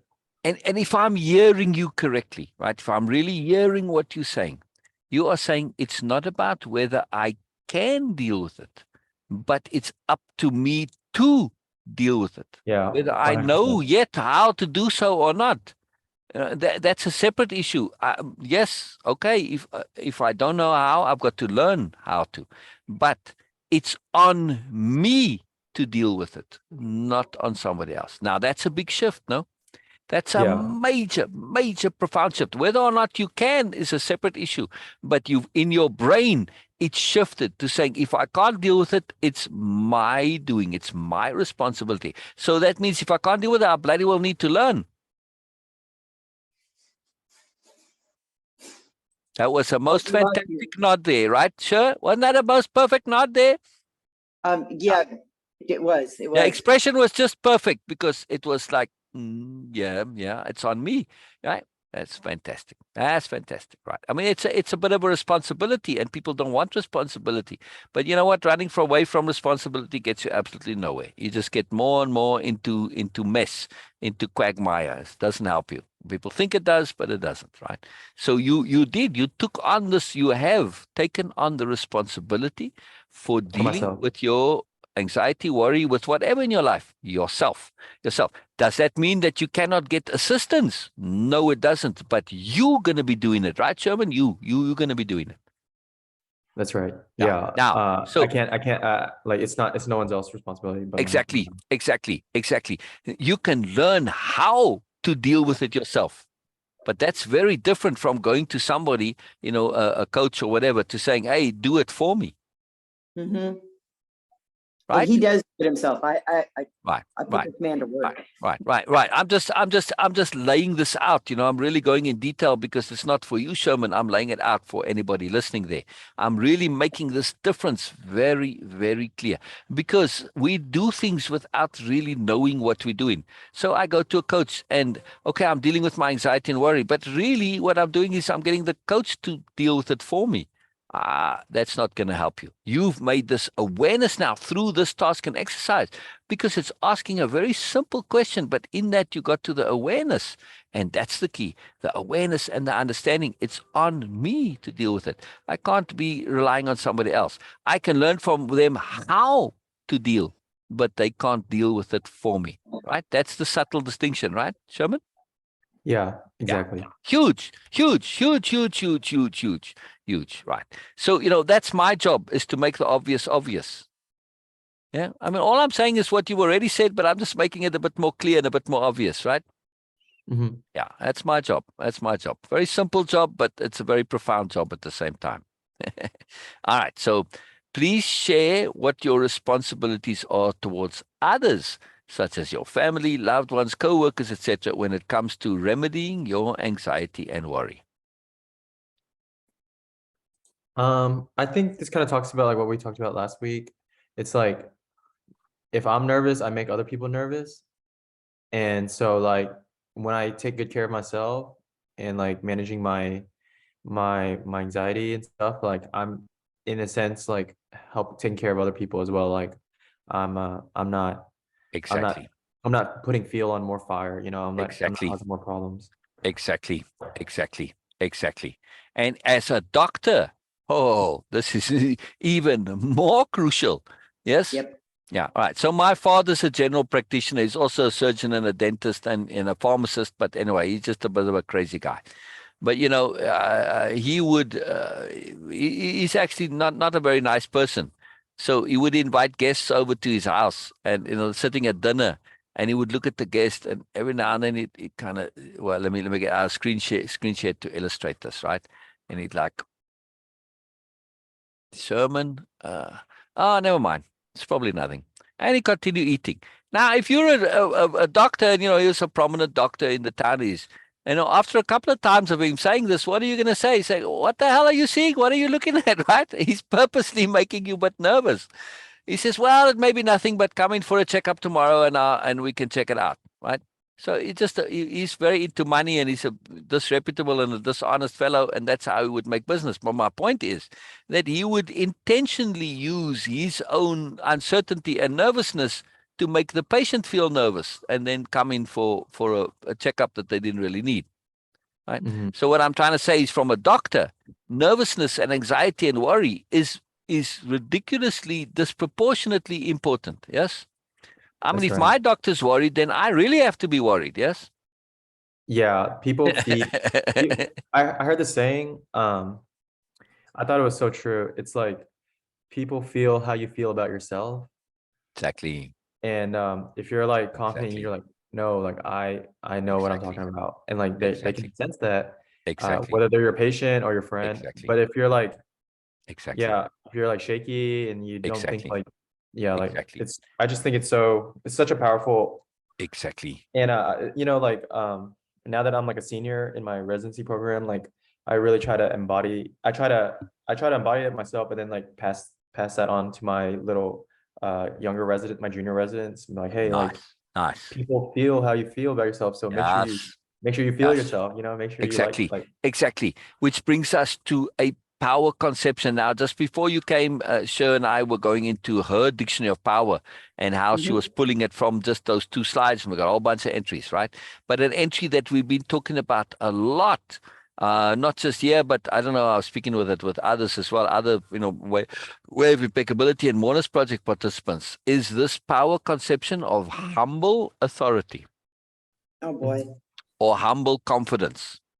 As a doctor, particularly, or in any walk in life, really, in any professional that you are, sure, you were a tailor before, right? Maybe still Yeah. are, right? Yeah. When somebody comes to you, you want to have humble authority or humble confidence. Why? Both together. Because the one thing I want in my doctor is confidence. The other thing that I don't want is overconfidence. Yeah, arrogance. Exactly. Man, I walk into a doctor's office and he's arrogant, I'll walk right out again. Why? Because he's going to not be thorough and diligent and check. He's just going to assume whatever his first diagnosis is, this is the right thing. And I know many, many people who have been misdiagnosed by arrogant, overconfident doctors, right? So but at the same token, you can't be like, well, I'm not sure. We don't want uncertainty from my doctor either. So I want a balance between the two. Yes, or any professional, never mind does that, or you as a person.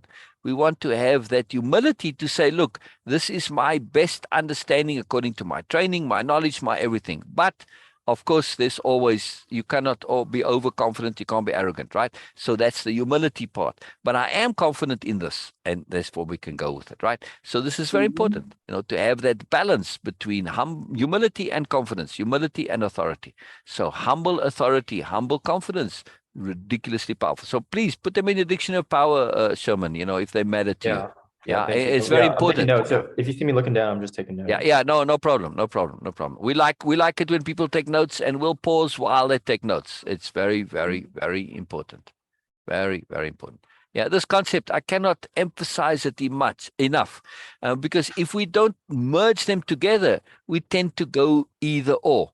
And we have too much humility, which is not good. We have too much confidence, not good, right? Or we have one without the other. We have to have them both. I think growing up, I was like just too humble, right? But then if you get Exactly. too hard on that end, it becomes meekness. Exactly. And meekness is Exactly. like, it's kind of like a self-deprecating, self-degrading aspect. Exactly. And there are some like Christian principles of like meekness, but it shouldn't be to a point where you're hurting yourself. Exactly. No. And when it becomes self-destructive, it's no good. Precisely. Yeah. And then like people, they're just not going to respect you if you're too meek. Yeah, right. And then there is also humility, which masquerades, right? I should say ego that masquerades as humility. Look how humble I am. Look how humble I am. Oh, Meanwhile, you're just saying, look how special, look how wonderful I am, right? So we have to be careful of that's a excess BMN. humility. Say again, sure? That reminds me of BMNs. So Absolutely. I've seen this plenty times where people are, humility is such a big deal, but really it's just a way for them to be ego without being, in the normal ego way. And they get this specialness and look how wonderful I am because I'm humble, right? So it's a very sneaky way of boosting their egos. We have to be careful of it in that sense too. So again, when you balance the two together, you got lots of magic going on. And of course, self-honesty in there. You can't do that if you have self-honesty. Very important. All right. So, Sherman, I'm now keen to hear if you have them, your repeat back first on the slide, and then your takeaway. Sherman? Oh yeah, yeah. Yeah. Do you want me to share what I shared? Please. So first share your repeat back, and then share your takeaway. So I guess like my repeat back would be like, there's like, if we're anxious about something, there's usually like one thing that we're anxious about and we're not like truly facing it. And that's like the awful truth. Like usually it boils down to like one or two like main principles. Okay. And then right. So that sounds like more of a takeaway than a repeat back, but all good. Sometimes they merge together. So all right. So I'm sort of like asking without elaborating a little bit, because this is usually what happens. It takes a little while to really get inside what a repeat back and a takeaway is. I It know does. I've said it a bunch of times, but as Sher will tell you, it takes a while for it to kind of click and stick, right, Sher? Yes, a All while. right. So do you have a takeaway that's separate to that, or was that also the takeaway? Yeah. So my takeaway would be like, if I can identify like that awful truth, I can reframe it, or I can address it or take responsibility for it, or take action to help soothe anxiety. Wow, that's a big point. If I can identify it, I can deal with it, I can take action.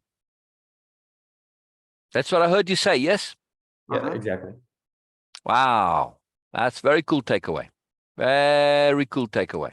Okay, so your first repeat back was kind of a takeaway also, because it's again your understanding of what the slide says. The repeat back is to set aside your understandings and just say what the slide says in your own words, right? Oh yeah.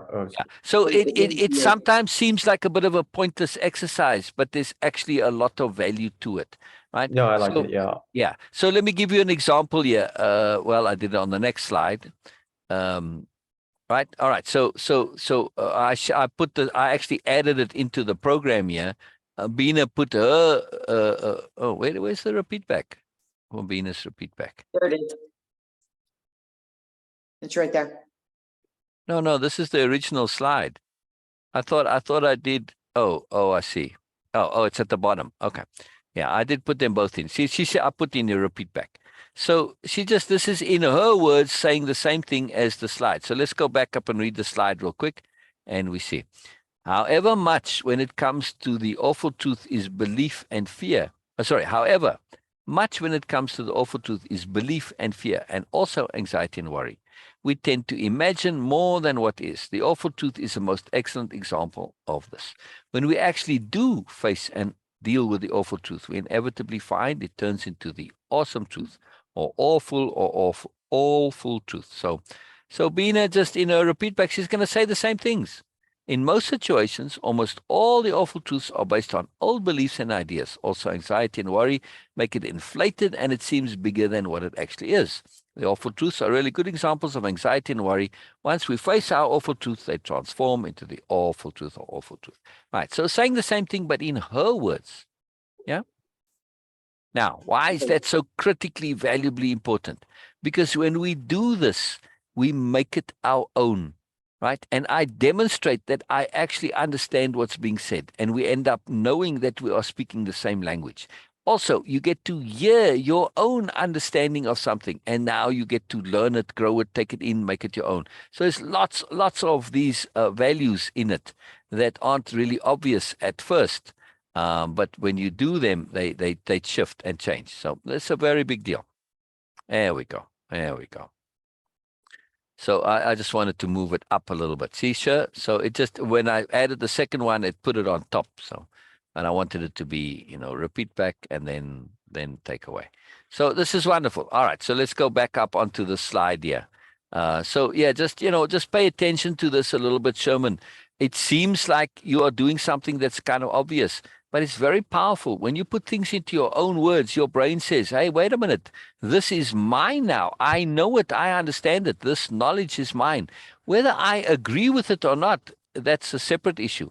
Then you get to the takeaway and say, okay, well, but you know what? This jumps into my mind. This comes up. It connects to this. Okay. And those are your takeaways. Or you say, this is what I want to take away from me. This is what I want to hold in my heart, hold in my mind. This is what I want to act on. This is what I want to apply. So the takeaways is really what you take away with you and what you want to act on, what you want to do, what you want to hold in yourself. Because sometimes you might say, well, that's kind of this wasn't really new for me and nothing really came up to me because I've already kind of been doing this and I know the stuff. So, okay, I don't really have a takeaway. Yes. But we can always look for more and find more. So it's very, very powerful. Very, very powerful. Yeah, I really like that awful truth Yes. principle. All right. So sure, do me a favor. We'll do this a little differently now. You read the slide and then we'll hear Sherman's repeat back and takeaway on it. Okay. Facing and dealing with the awful truth is captioned. We're not usually aware of this transformation and are put off by our expectations. This is a big deal.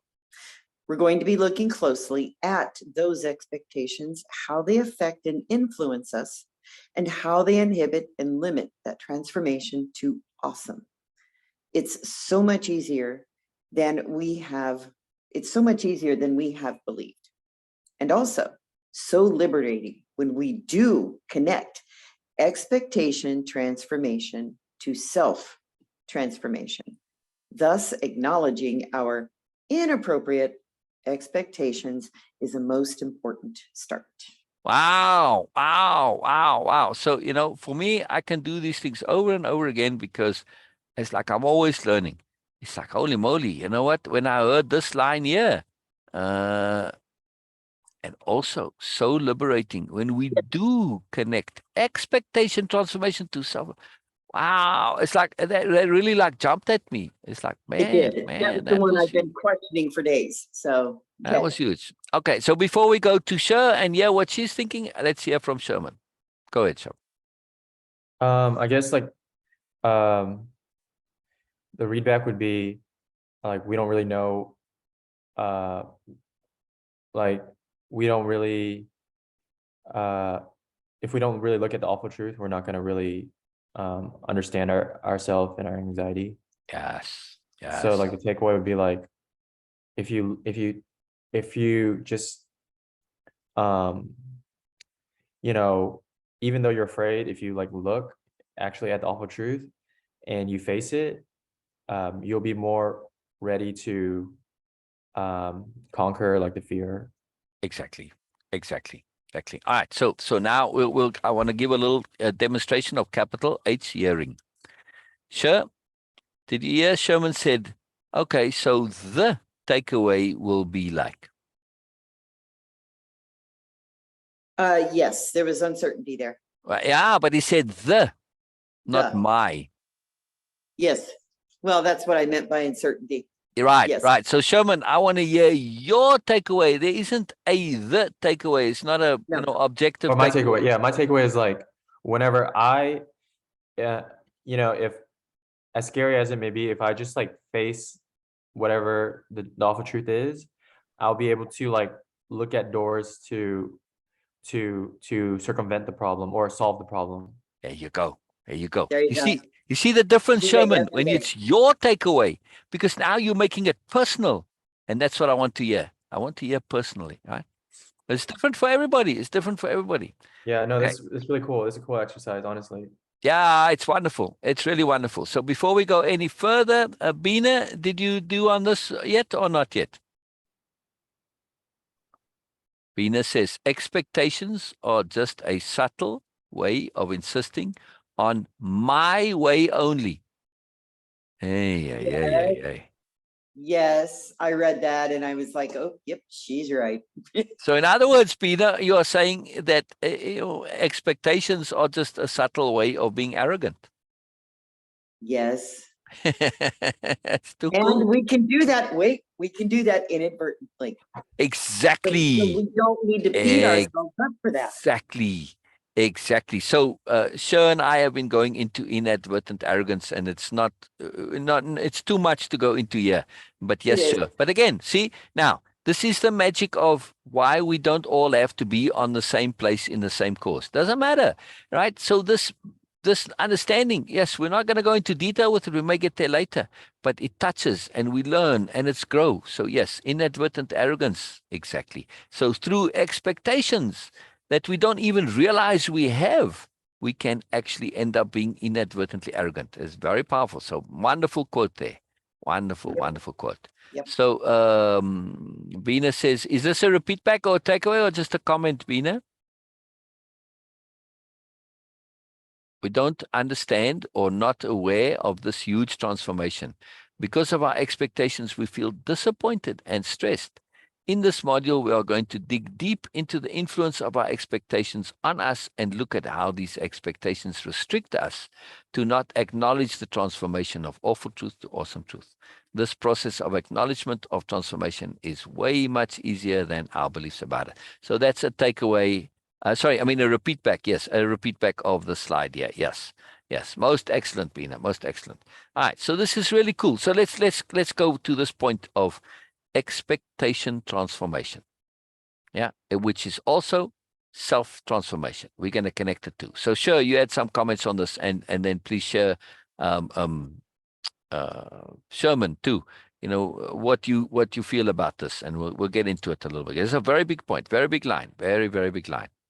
Yeah. It is. And I was, to be honest with you, I was really stuck on this. And when I first did this particular module, and I thought, well, okay, we'll get to the question. Well, I never got to my question until we started. See, this is the beauty of going back over things again and again, because then you do rediscover and you figure out what it was you needed to connect to.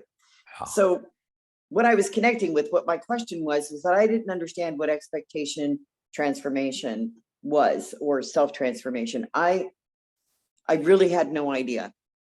And because I didn't ask, not because I didn't want to, but I just didn't ask. I wasn't understanding that it was actually two things to me. First off, we hold these expectations that we believe, we know what the truth is. We know what the outcome is going to be. And so we don't want to ask, we don't want to try, we don't want to freeze. I do. I'm going to stop saying we. I freeze. Then nice. I know, good awareness, huh? Yes, Then, wonderful. Yeah. Then I connected that, oh, wait, if I drop these specific expectations, open my mind to what else is out there, think it through, look at all the other options and alternatives, what it could be, what it might be, or ask for understanding, for clarity, then I don't have that expectation of what the truth can be. I have, at that point, transformed myself into what it might be, not what it should be. Sorry, I said that wrong. Not what it should be, but what it can be. Yes, what it could be. Yes. So I just switched from one to the other. I've shifted myself then at that point. Yes. And Okay, then we so come back to Sherman's point. Now we figured it connect back to Sherman and his responsibility. It's on me.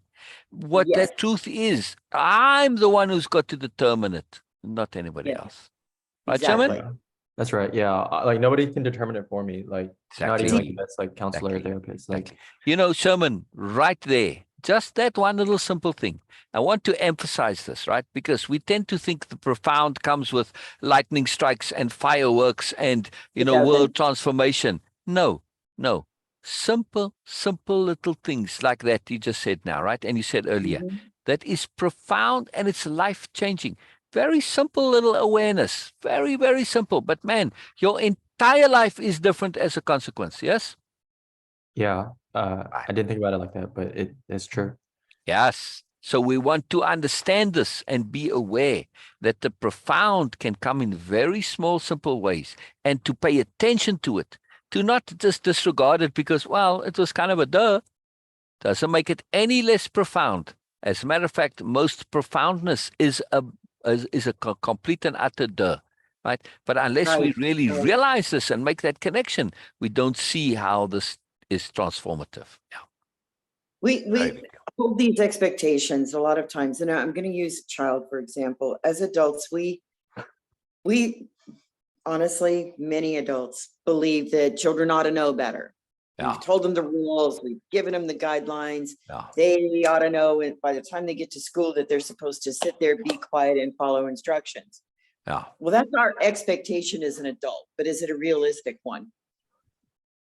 So when we wind up being that inadvertently arrogant that you should know better, well, then we carry that as kids. We start attaching that to our worth, that dang it, I just can't do what they're expecting me to do.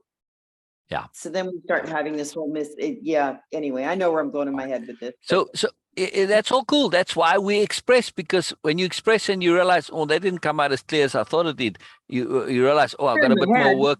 I got a bit more thinking to do on this. I got a bit more clarifying to do. It's the power of sharing. This is the magic of it. It's wonderful. It's wonderful. All right. So with expectations define our world. And unfortunately, if our expectations are worry and stress and anxiety, those are negative expectations. So we end up, living in a world that's this. But when we can change those expectations and transform them, we realize all of a sudden, wow, I've actually also now, through letting go of these expectations, I've opened myself up to self-transformation. And therefore the two are connected. Yes? That's right. Right. If I expect awful truths, well, that's typically what I'm going to get. But if I change that expectation that an awful truth is an awful truth, well, it might start off awful, but when I actually face it and deal with it, it transforms into an awesome truth. So my expectation change, and through that, I change. And if I can let go of the rigidity of my expectations, I can be a bit more flexible and fluid. I get moreness. Bina, Yeah. just in the point of completeness here, before we go, will you please share your takeaway on the slide? Bina, I just love this that you're putting it in text there, because it's there, and also I'm adding it. I'm going to add on these 3 slides. I'm going to add all your repeat backs and takeaways, so that when you go through the course, you can see how it's been done. Bina did just a nice job here. So Good example, it really is. yeah. Did you do a takeaway on the slide, Bina, or not yet? Maybe I'm asking, and I don't know. So. I bet she did. Probably just maybe takes a moment for it to come up. Yeah, but it's a bit delay. Right. Mhm. All right. Either way, this, just expectations in general. When we start to realize that, man, where do my expectations come from? Conditioning, society, beliefs, habit, default. It's like, Good. really, I'm expecting things to be in a certain way based on what? Yep. Is based on what in your dictionary of power, sure? It is now. Right. So, It is now. this comes up in other programs and courses, this understanding of based on what. Those 3 words, that question, is unbelievably transformative. So take your expectations, take your beliefs, and simply ask yourself, based on what? So please add that to your dictionary of power, Sherman. Right? That's Yeah, good. I mean, So, it's a powerful tool. Just say, based on what? I expected things to go this way, but based on what? Just habit, just usualness, just should. There's no validity to it, no substance, no actuality, no reality to it. And then suddenly you take that awful truth, which was so real, and it's a balloon, it's very real, right? But you prick it with a bubble and it pops. Yeah, goes away. right. I'll give you an You know what? example of perception. Oh, sorry, go ahead. Sure. I was I'll gonna give you. say, Yeah. when it comes to fear, say we're afraid of somebody or Right. afraid of doing a task, unless we have something that's really blatantly factual. I mean, Yeah. yeah, I'm going to fear somebody because I saw them stab that person. I'm going to be afraid of that person. And that's what it could be based on. But otherwise, just for me to be randomly afraid of being out in public, agoraphobia, in other words, what am I basing that on? My own fears, Right. my own beliefs, my own false beliefs. Right. So, So, expectations and awful truths are very deeply connected to how we believe and how we perceive. Yes. And yes. this based on what? So, I'll give you an example. I've learned much from this. If you watch documentaries and stuff on how wild animals are captured, particularly expensive and precious wild animals, right? So, I'm originally from South Africa, and, they have a lot of nature reserves there. It's a very big deal. And no, there are no lions and tigers walking in the streets. You have to go to a game reserve if you want to see this. And they are very expert at what they do. I mean, they world leaders in this field. All right. So now you've got this marvelous oryx or kudu or whatever, right? And you want to capture them. So they said, well, you know what? How do we capture them without hurting them? So before, they would kind of try and herd them into some area, and they would put fencing around it. And yeah, that didn't work well, because even though the fences are strong and kept them contained, they still ran into the fences and got injured and damaged and all this. So all they simply did was, somebody had a brainwave and they said, let's get some great big sheets of white plastic and put these up. And they did. And they made this kind of a funnel with these great big sheets of white plastic that they put up, and they funneled the animals, and they made a corral of the white plastic at the end of it, and there we go. Now, right? So when the animals see this, they see white plastic. To them, it's an awful truth that has a reality because it appears like a stone wall to them. They can't run through it. It's solid. Whereas a fence, which you and I know, the fence is strong, it's barbed wire is strong, and you can't break through the fence. No, they run into the fence because it's insubstantial to them. But this plastic, which of course they could easily just run through, no problem, right? Or they could even have used white paper. Right? Makes no difference. To the animals, that was an awful truth. It was a reality. Their expectations made it real. Their beliefs made it real. Wasn't an actuality, but to them, it was real. Yeah. And they got captured by this because, well, they believed it to be real, their expectations. So do you see my point, though, right? Things aren't always real, even though they might appear to be real. And that's how awful truths trick us.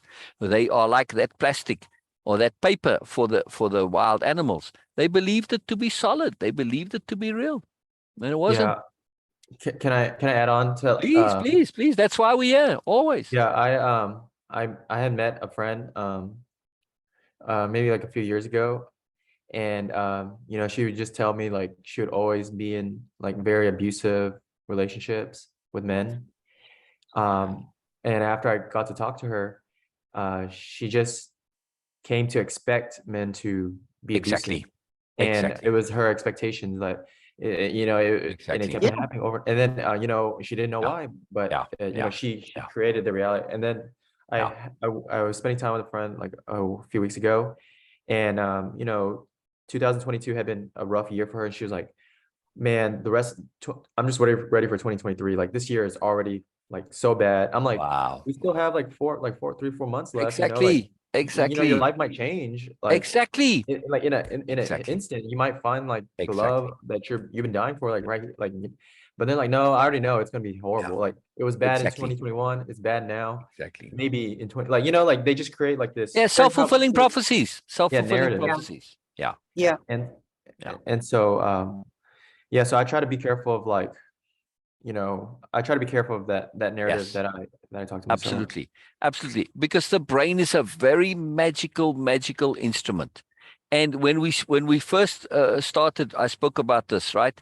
We perceive everything, but we cannot receive it all. We have to filter it because others will be overloaded. I mean, we are literally actually perceiving every little screw and dust molecule and whatever, right? We see all these tiny, which don't really mean anything. So we have to filter it. Now, when we understand, yes, we filter stuff through relevance and importance and pertinence. That's one filter. But we can also filter through expectations. Yeah, so I guess so, like And for those that's what women, your friend was doing. yeah, She they was had like fil- negative expectations on exactly, love and life and like exactly, the rest of the year. exactly. And because our egos want to be right, we now see all of the things that add support to our negative expectation, and we end up living in a negative world. All right, well, I don't want to be wrong. I'm right about all my negative expectations. Wonderful, great for you. You're right, but in the end of the day, you're right about You're living in a miserable. terrible world. It's like, why, really, like, hello, that's no good. So, Bina, I was hoping for a takeaway on this slide just for completeness, but I don't know, maybe Bina dropped off. It's possible. It happens. It happens. So all good. All right. So we'll kind of wrap it up there. I think this is a very profound point about your point, right? To put it into just to concise it and conceptualize it. Self-fulfilling expectations. Oh Yeah. yeah, Right. self-fulfilling Right. expectations. I mean, that's what you were saying your friend has, right? She's got self-fulfilling negative expectations. Now, we can use that positively, but of course, we need to be careful, right? We have to have that humble confidence Negatively. because, I can have unrealistic expectations and also get myself into trouble, correct? If they're That we're not going to positive. be understood. Yeah. In other words, I could have the expectation I'm going to pass my final medical exam without studying. Yeah. Right. That's not such a good idea. No, Right. even if you So, do study, it's hard. yeah, exactly. So we want to have, manage our expectations and have that that humble authority, that humble confidence to say, yes, it's difficult, but I'm going to prepare as best I can. And, I have confidence, but I'm also humble. So yeah. And the same thing when you're dealing with anything in life, that humble confidence is very powerful. But yeah, so expectation management, that's a nice entry into your dictionary of power. Yeah. Want Yeah, to so manage our self-fulfilling expectations. yeah. Yes. We want to have appropriate expectations. We want to have open, fluid, flexible expectations, realistic expectations. But also we want to, if we're going to err, we want to err on the side of positivity a little bit. Okay, I'm going to expect more. I know I'm deliberately doing this. If it doesn't work out, so what? If it does, yay, I'm great. I'm not closing myself off to moreness, right? So we want to manage our expectations. So expectation management, very powerful entry into your dictionary of power. Yes. Yeah, very much so. Very, very powerful. And it's self-transformative. And when we understand how intimately our expectations are connected to our personness, our selfness, huge. They're very intertwined. They're very combined. Yes. Look at your friend. She had all these negative expectations and she lived in a negative world and had stress and anxiety and fear and unhappiness. Very intimately connected. And it's a very simple thing to deal with, right? But again, people tend to go from one extreme to the other, right? So she might say, oh, I'm going to go from negative to all, ridiculously positive. And now you also end up with problems. You end up being disappointed in this. So we need to manage our expectations. Yes, sir? Yes, we do. We absolutely do. Yeah, I can relate a lot to what Sherman was saying because that was me. I was that person where I fully expected. I still do sometimes. It's hard for me to express, and I don't mean to make that self-fulfilling prophecy, but it is difficult to express myself, to share my views and opinions. Because I still carry some of that belief that what I say is not going to be understood. And then I stumble over my words, kind of like I did a few minutes ago. I was like, well, okay, this isn't going to come out right. And I did it anyway. So what? Quite come out right. I know what I meant. Exactly. Yeah. And it'll come out eventually. It will. So along with based on what, you can also put so what into your dictionary of power. Oh, see, you know what? That's going to go right there. Based on what it's going to be. So what? We when we actually ask that question, so what?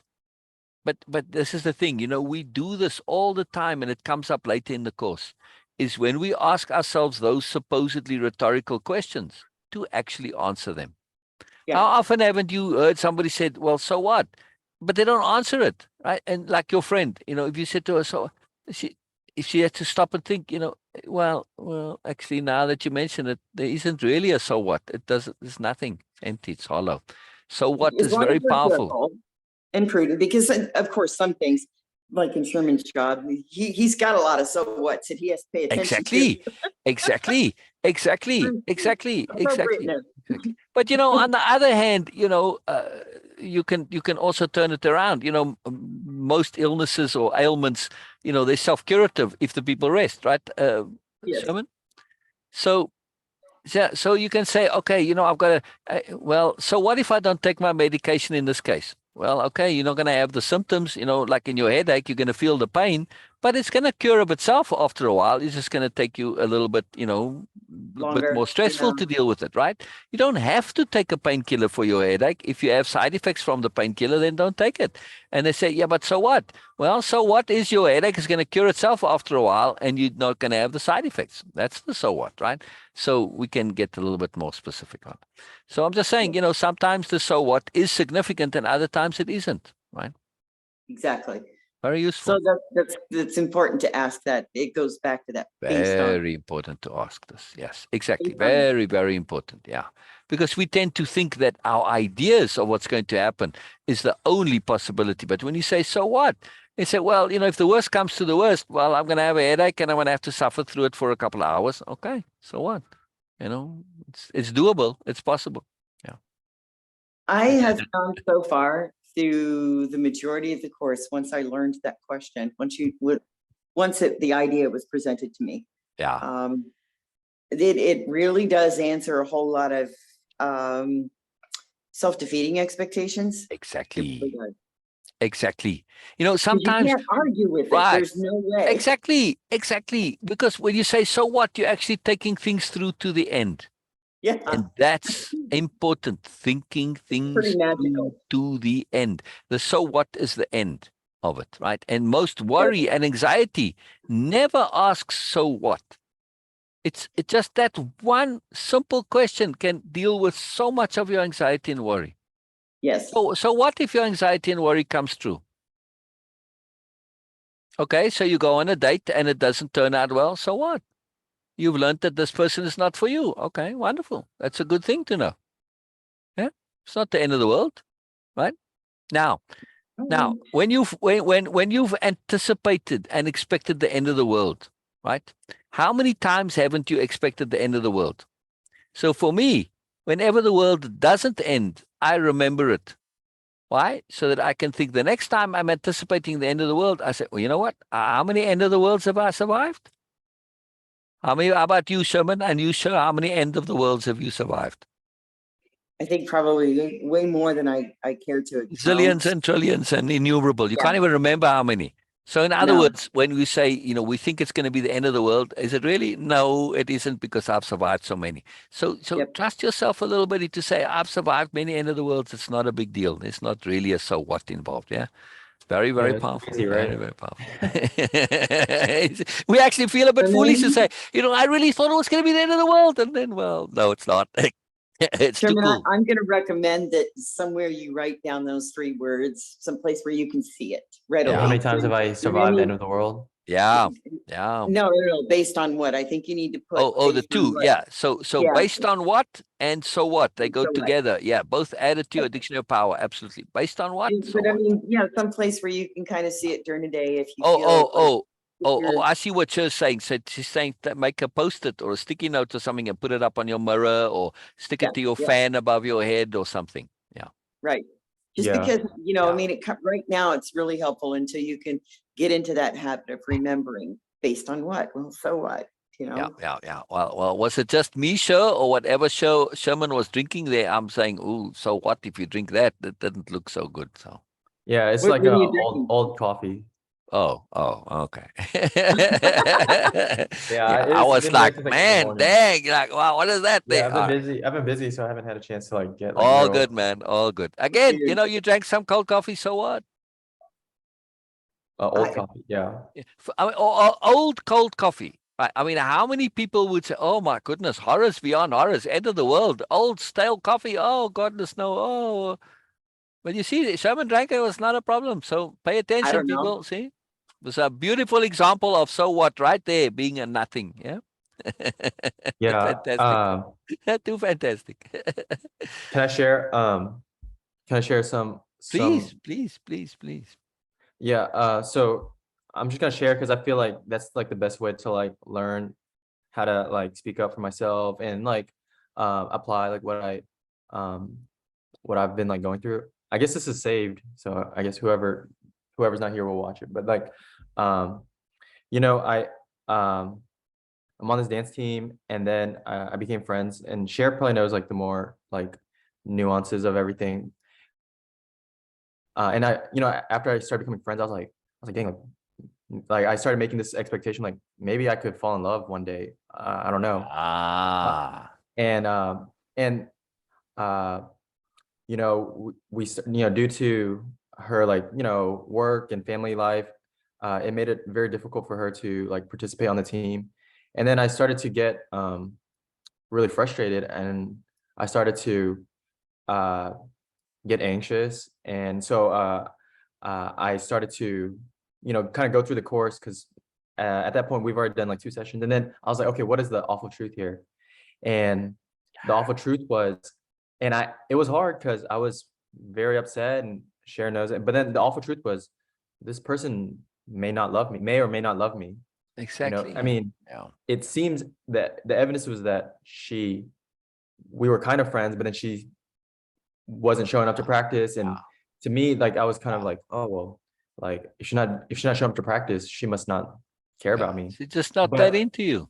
Yeah, or something. But then when I looked at it, I was like, okay, so what? Like, so what? Yes. And then I thought about it, I'm like, there's other people on the team that love me, and there's other people on the team who are not on the team, and they're gonna come watch me, and Wow. they can't wait to see me, on the dance team. So I was just like, Wow.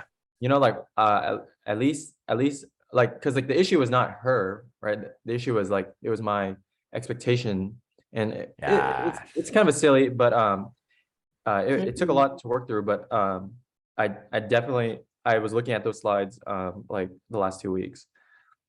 Yes. Yes. It's only silly afterwards. Thank you. It's only what? Oh yeah, Silly yeah, it's only afterwards. silly afterwards. At the It's only time, it silly was not afterwards. silly. At the time, it was a big deal. So we must be very careful to understand this, right? Because if we don't honor the fact that it wasn't silly at the time it was a very big deal, right? Yeah, It's just Doesn't important matter to that it ask turns out to ourselves- be silly later on. That's irrelevant. Yeah. We have to It's deal just with as it. important to ask ourselves questions as Yeah. it is to ask questions of others too. Exactly. We- Exactly. Now, I have one big question for you. When it comes to being loved, there's only one person whose love really makes a difference. it's like our own, right? Exactly. Yeah, If I love myself and I know I'm happy and I'm cool, well, if you love me or not, so what? Doesn't make any Whatever. difference. It's irrelevant. yeah, I mean, it's nice if you love me, but I know that if you really know me, you're going to love me.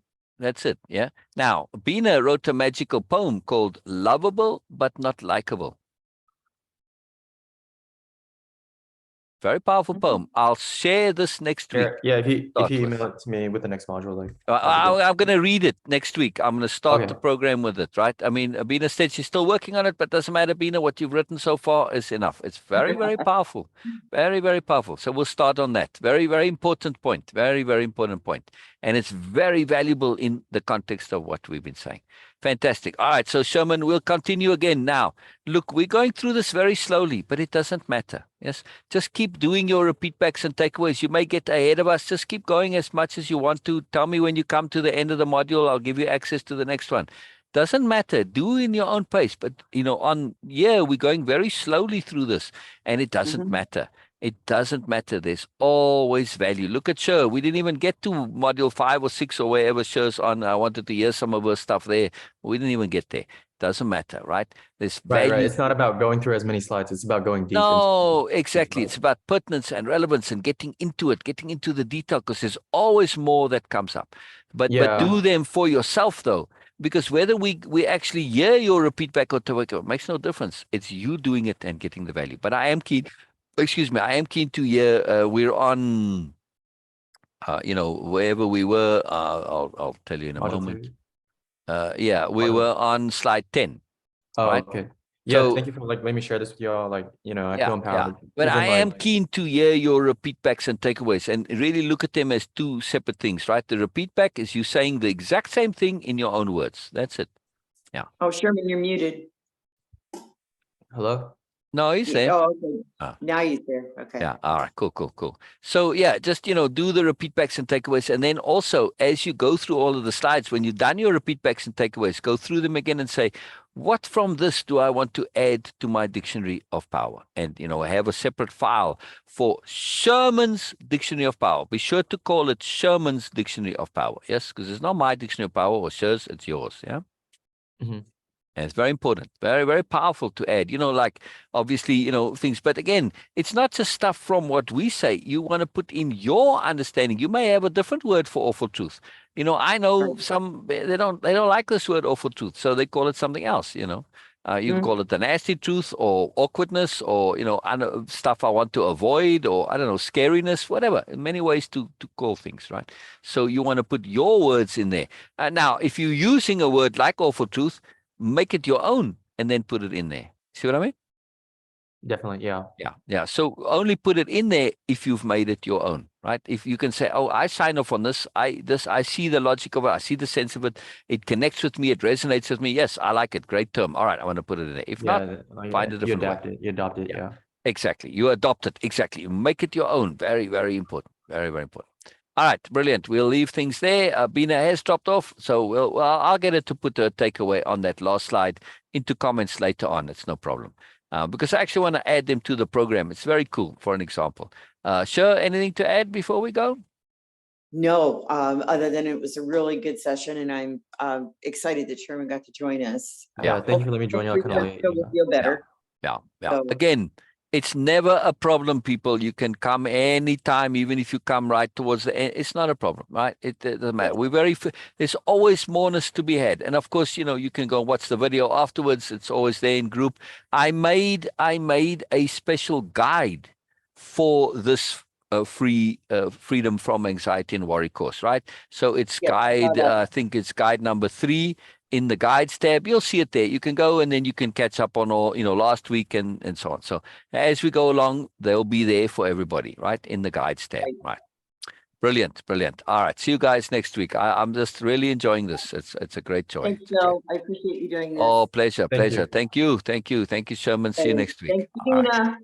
Yes, guys. thank you, Bina. Yes, it was very valuable. Yes. Okay, thanks, guys. We'll talk to you soon. Bye-bye. Stop live stream.